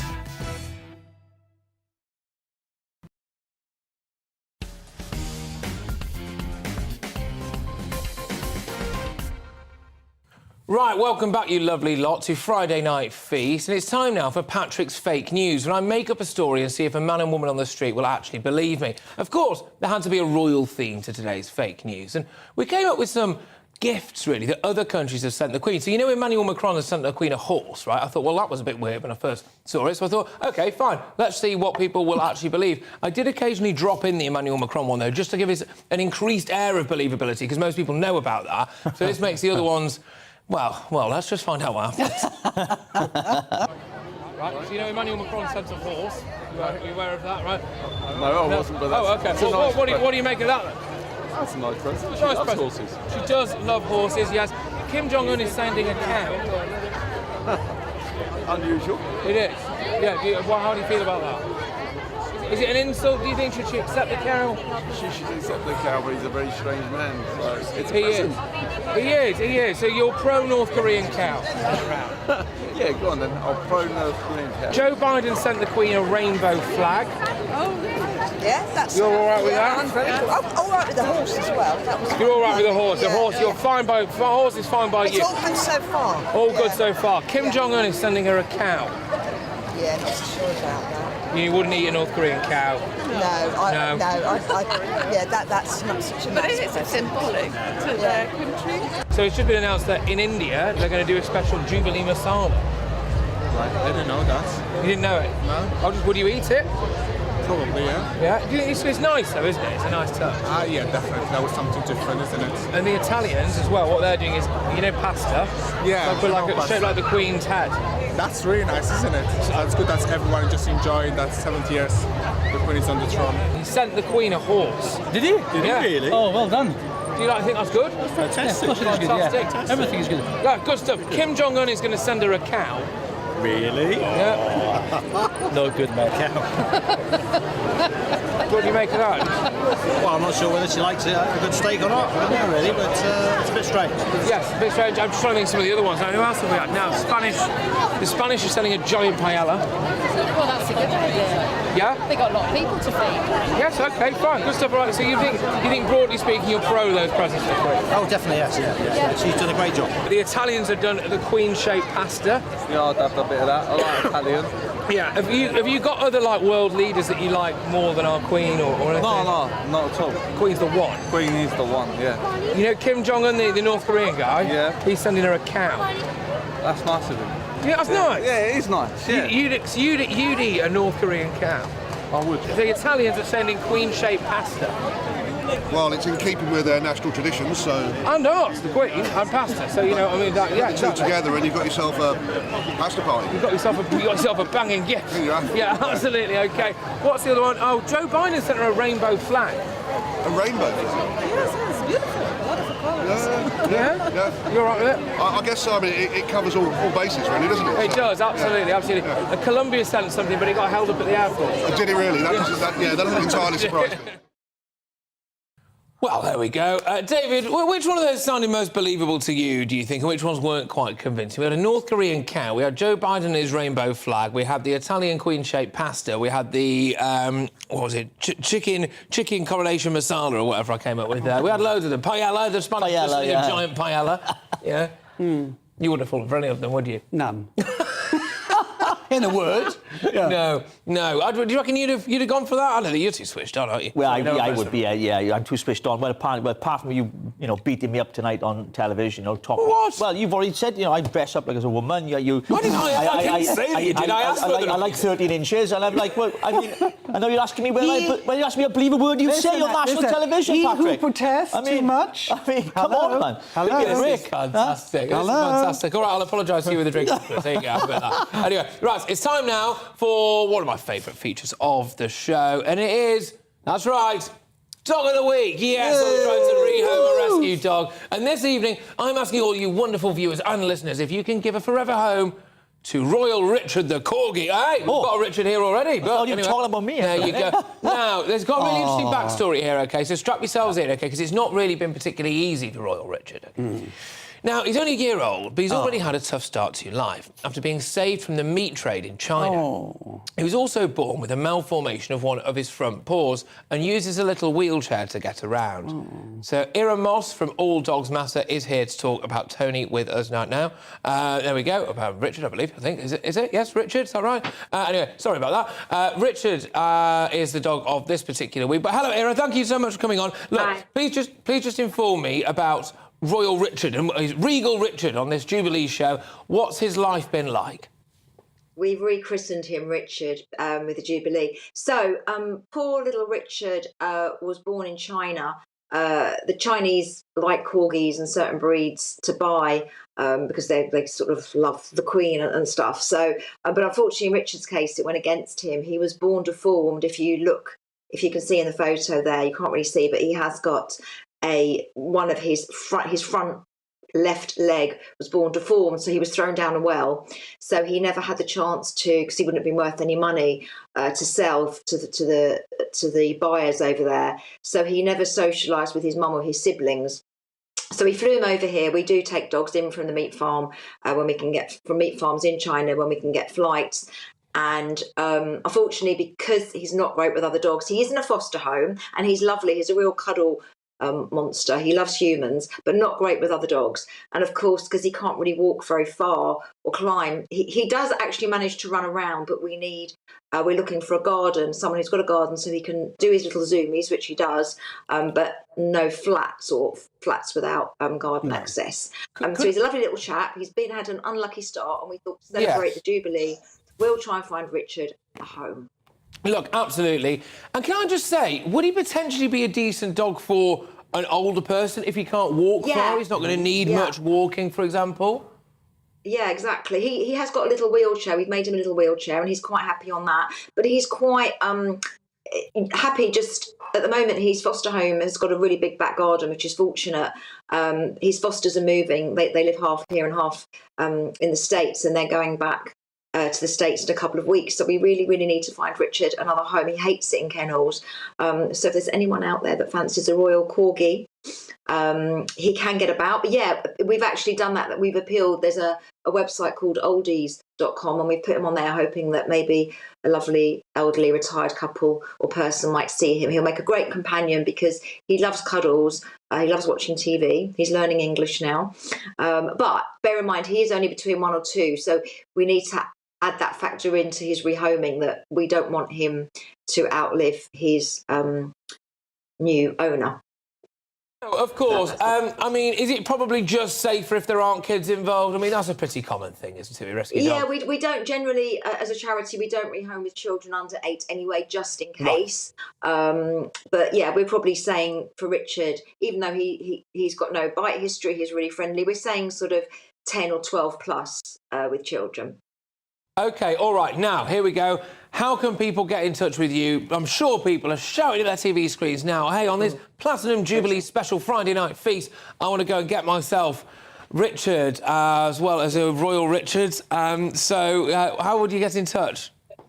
So you can go on our website, www.alldogsmatter.co.uk, or you can drop an email to info@alldogsmatter.co.uk. Just bear in mind, it's a long bank holiday, so we're a little bit restricted with staff, but we will get back to you. We are based in North London, so we do rehome sort of around the sort of M25 area. You'd need to be able to come and meet Richard, and he really is a lovely little chap. He just wants lots of cuddles and kisses from someone, and he'll make a great companion for the right person.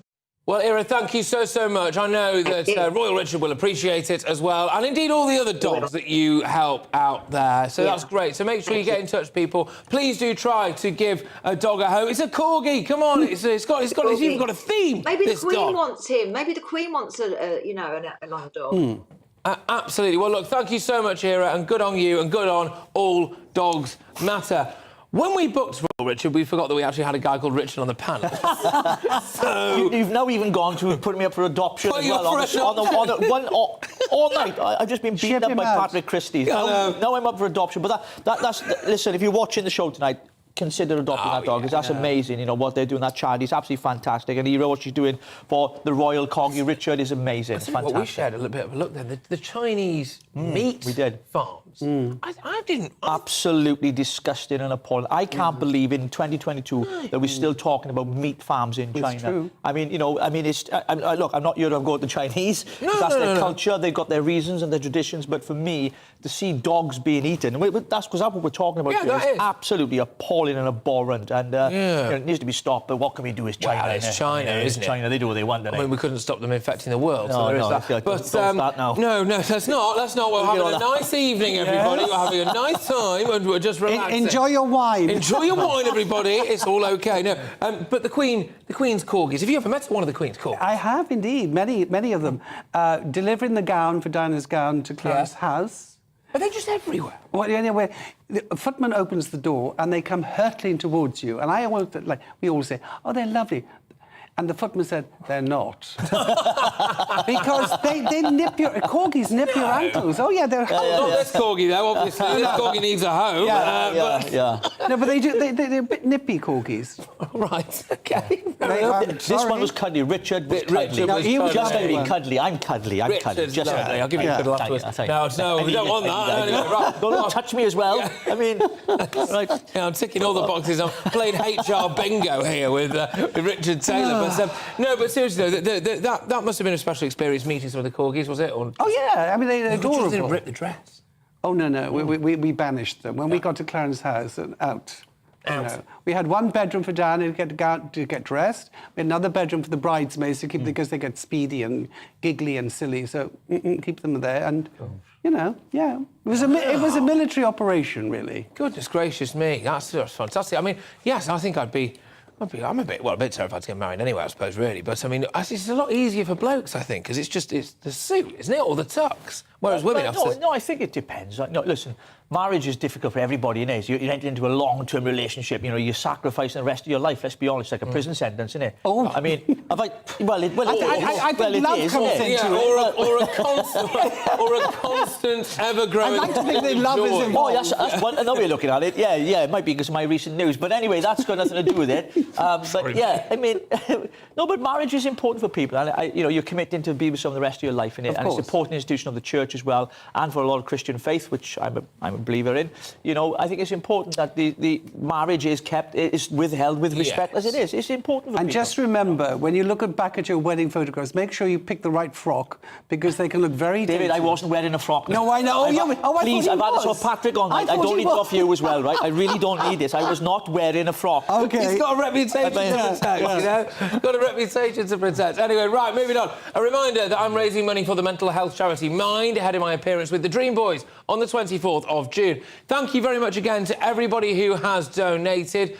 I can tell you now that we've raised, we're up to 16,971, which is pretty good, actually. It's justgiving.com/fundraising/challenge Christys, justgiving.com/fundraising/challenge Christys. It's not just for male mental health, but that is the focus of it, because there is an issue in this country specifically with male mental health, and it's an incredible effort from every single one of you. Please go again to justgiving.com/fundraising/challenge Christys. Can we try to get that up? Let's get over the 17 grand mark, people. Let's see how high we can get it. Please, please, please, please, please. It will be great, because we're doing it for a few reasons. I am losing 1.5 stone with limited degrees of success, it must be said at the minute, and dancing on stage at the Dream Boys. Hey, even if I don't lose the weight, I'm humiliating myself, and I think that's worth giving money to. That's definitely worth giving money to. I'm going to chuck money in myself. Well, I already have. I'm going to give more now. I'm going to give more now. I'm going to give more. No, you're a legend. Just for you to be humiliated. I'll add it to your fee. So you're going to be wearing a G-string, are you? Well, I might not even be wearing that. No, it's full Monty. This is full Monty stuff. Yeah, this is like full Monty. Yes, and so... Are you prepared for that? Not really. Not really. It's the kind of thing I should have run past my girlfriend before I agreed to do it. But there we go. Anyway, so that. But also, we're doing it in conjunction with a lad called Nathan Dunn. Now, Nathan, lovely lad, he's walking the length of the country, so from John O'Groats to Land's End, barefoot. Barefoot? Barefoot, right? And we're trying to do it in conjunction with him. We're kind of teaming up. He needed a bit of a... Well, he didn't need a bit of a kickstart. We wanted to give him a bit of a kickstart on his trip. So justgiving.com/fundraising/challenge Christys. If you could be so kind, we would be muchly appreciative of it. And that charity as well, Mind as well, is so important, because they do an amazing work. I know we have a bit of fun tonight, but they do an amazing work, because the mental health crisis that we've had because of lockdowns and COVID has increased exponentially. And I think it's so important that people, you know, dig deep, give to this, because it's a great cause as well, Patrick, isn't it? It really is. Look, it is. There's a very, you know, we have a laugh on this show, right? Yeah. But it's a great cause, and we wanted to try and use it to just kind of boost it a little bit, really. So, OK, if we can raise some money for a mental health charity, that would be great. Justgiving.com/fundraising/challenge Christys. I think I've rattled the can enough now, ladies and gentlemen. So let's move on, OK? So we are almost halfway through the Jubilee. So how's it been going? And what have we got to look forward to over the weekend? Well, let's ask my panel. David, how do you feel about it so far? I think what we've seen has been wonderful. I think the only thing we're missing is the star of the show, is the Queen. We're desperately concerned. Obviously, it's a mobility issue about walking and standing and well, tomorrow, as we know, it's off to the Derby.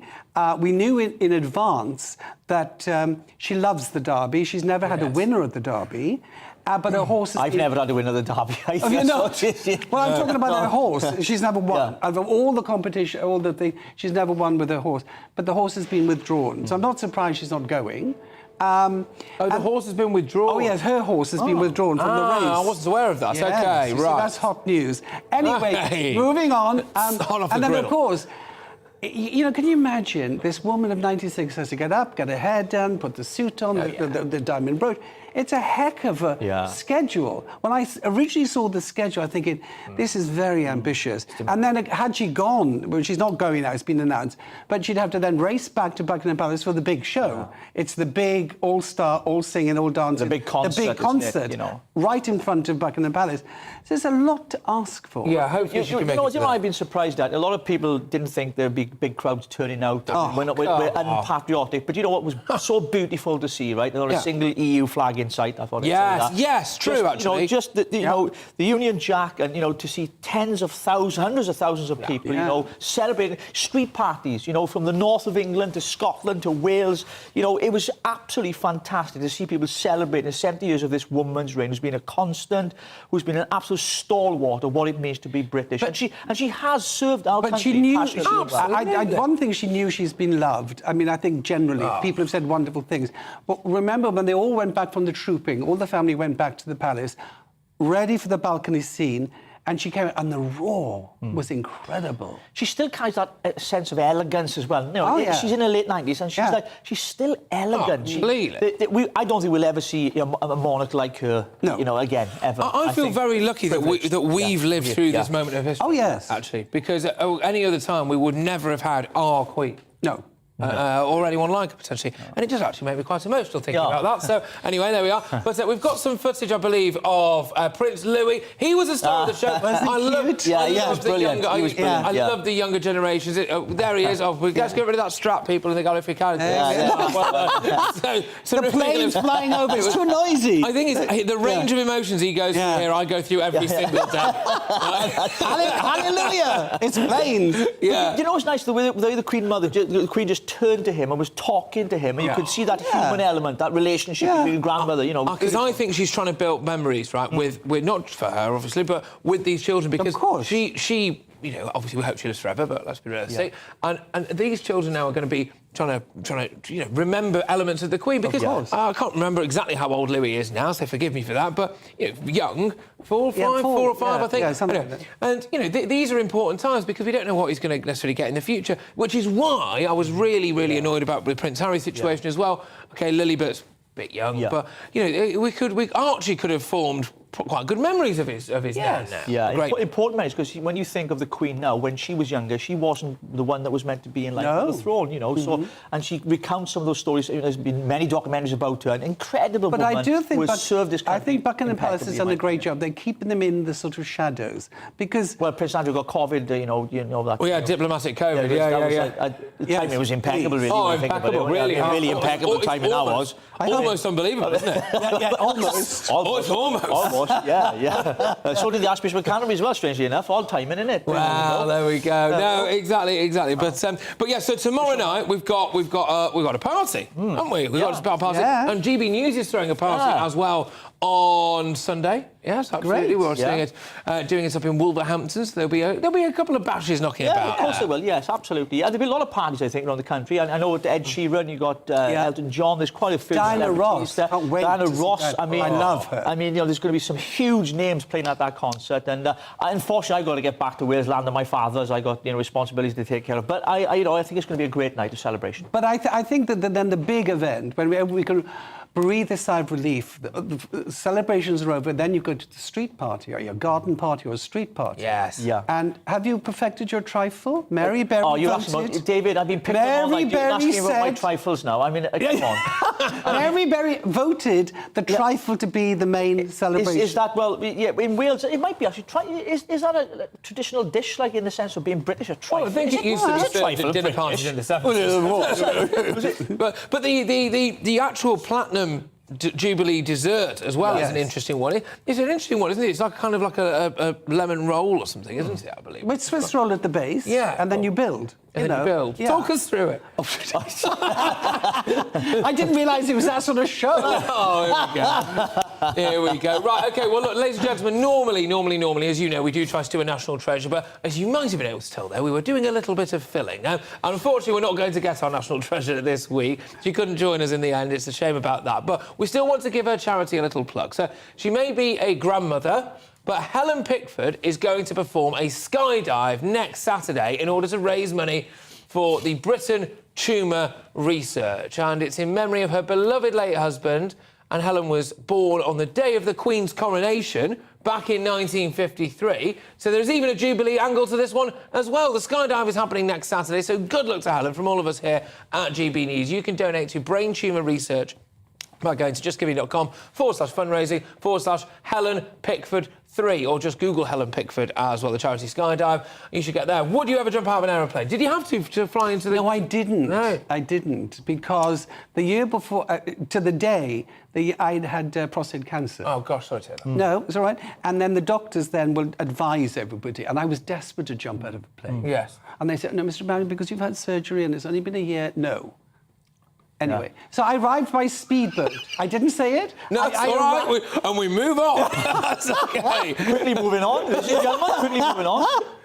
So I arrived by speedboat, and the first person I said, Mo from EastEnders, a tiny little flea-bitten island, and I said, what on earth are you doing here? Here, David, the same as you. And oh, God, we're in a show. Yes. You know, yes, you forget. Properly, of course, of course. Forget. Have you skydived? I haven't, no. It's something I've wanted to do, but I get an urge to throw myself off top of buildings. You do, yeah, you do, yeah. I'm not sure skydiving is a good idea for me, Patrick. So you could live it. Literally. The one time you got a parachute on, you don't want to do it. Exactly, yeah. But no, you could be pushed. That might be good for charity. I'd only do it for charity. I'd only... Pushed? David! I mean, how long is this show going on for? I'm going home now. I'm leaving. Let's get him dressed up as a woman, and we can push him out of a plane. Push him off an aeroplane, exactly. No, there we go. But no, I'd love to do it. We wanted to do it as a Challenge Christys, and dare say one day we may well do it as a Challenge Christys. But there's a lot of liability issues for that, I'm sure. You know, I mean, you're jumping out of a plane, Patrick. That's a big challenge, isn't it? It's more about it's quite difficult to film. Also, get over your new dancing first. See how you feel. OK, all right. We're nearly at the end of the show. Chaps, absolute pleasure, honour, privilege. Thank you so much. What are you doing for the rest of the Jubilee? Partying now. Relax, partying. Well, actually, I'm back on Sunday talking about royal fashion, I think. I'm sure you will be. Yeah. What are you doing for the rest of the Jubilee? I'm just going to spend time with my friends and enjoy it, make the most of it, and, you know, eat plenty of food and drink and just celebrate what has been an incredible reign of an amazing woman. Absolutely. Well, look, ladies and gentlemen, I would just like to really thank every single one of you who's taken the time out your Friday evening to tune in to us right here for a special Jubilee edition of Friday Night Feast. I hope we've kick-started your Friday, given you a few laughs along the way as well. Hopefully we've rehomed a rescue dog, and we may have even raised a bit of money for charity. But... woo, that's about it now. Has anyone got a taxi for Christys? Taxi for Christys. Yes, I'm afraid it's time to go for me. This was the week that Prince Louis found out that he was going to meet Uncle Harry and Auntie Meghan. There we go. Now free to concentrate on his movie career, Johnny Depp has been scouting for locations and turned up at a pub in Newcastle. Grab your popcorn, everyone, for Pirates of the Tyne. And as well as that, with England's footballers looking forward to the World Cup, and with Wales, hey, there you go, still in the shout. Both of you still in with a shout again. Now, this is how Scotland are preparing for the tournament. Yes, that's it. All of them crowded there, watching it in front of a TV. Look, thank you so much to my guests tonight, especially my panellists. David Emmanuel, gosh, absolutely wonderful stuff. And Richard Taylor as well, you superstar, you absolute hero. I've got, if you've got an idea, if you've got an idea for Challenge Christys, please email me, patrick@gbnews.uk. Up next is Mark Dolan tonight. Stay tuned for that, of course. Friday Night Feast is back next week. I'm back onto the point at 10 a.m. on Monday. Good night, take it easy, happy Jubilee! Yay! Looking ahead then to tomorrow's weather, and the UK is looking quite volatile, with the risk of thunderstorms at times in the south, but fine in the north. Let's take a look at the detail. So, heavy showers then, and thunderstorms affecting much of the southwest of England, with some locally torrential downpours and the possibility of frequent lightning and hail. A Met Office yellow warning is in force. That extends east into southeast England, where there's also a risk of some very heavy showers, particularly on Sunday morning. Some of those thunderstorms will have moved into South Wales, but further north, it should be dry, perhaps with a bit of brightness as well towards the northern coast. A dry start across northwest England with the best of the sunshine towards coastal areas, but cloudier towards the Pennines, temperatures in Manchester around 11 Celsius at about 7 o'clock in the morning.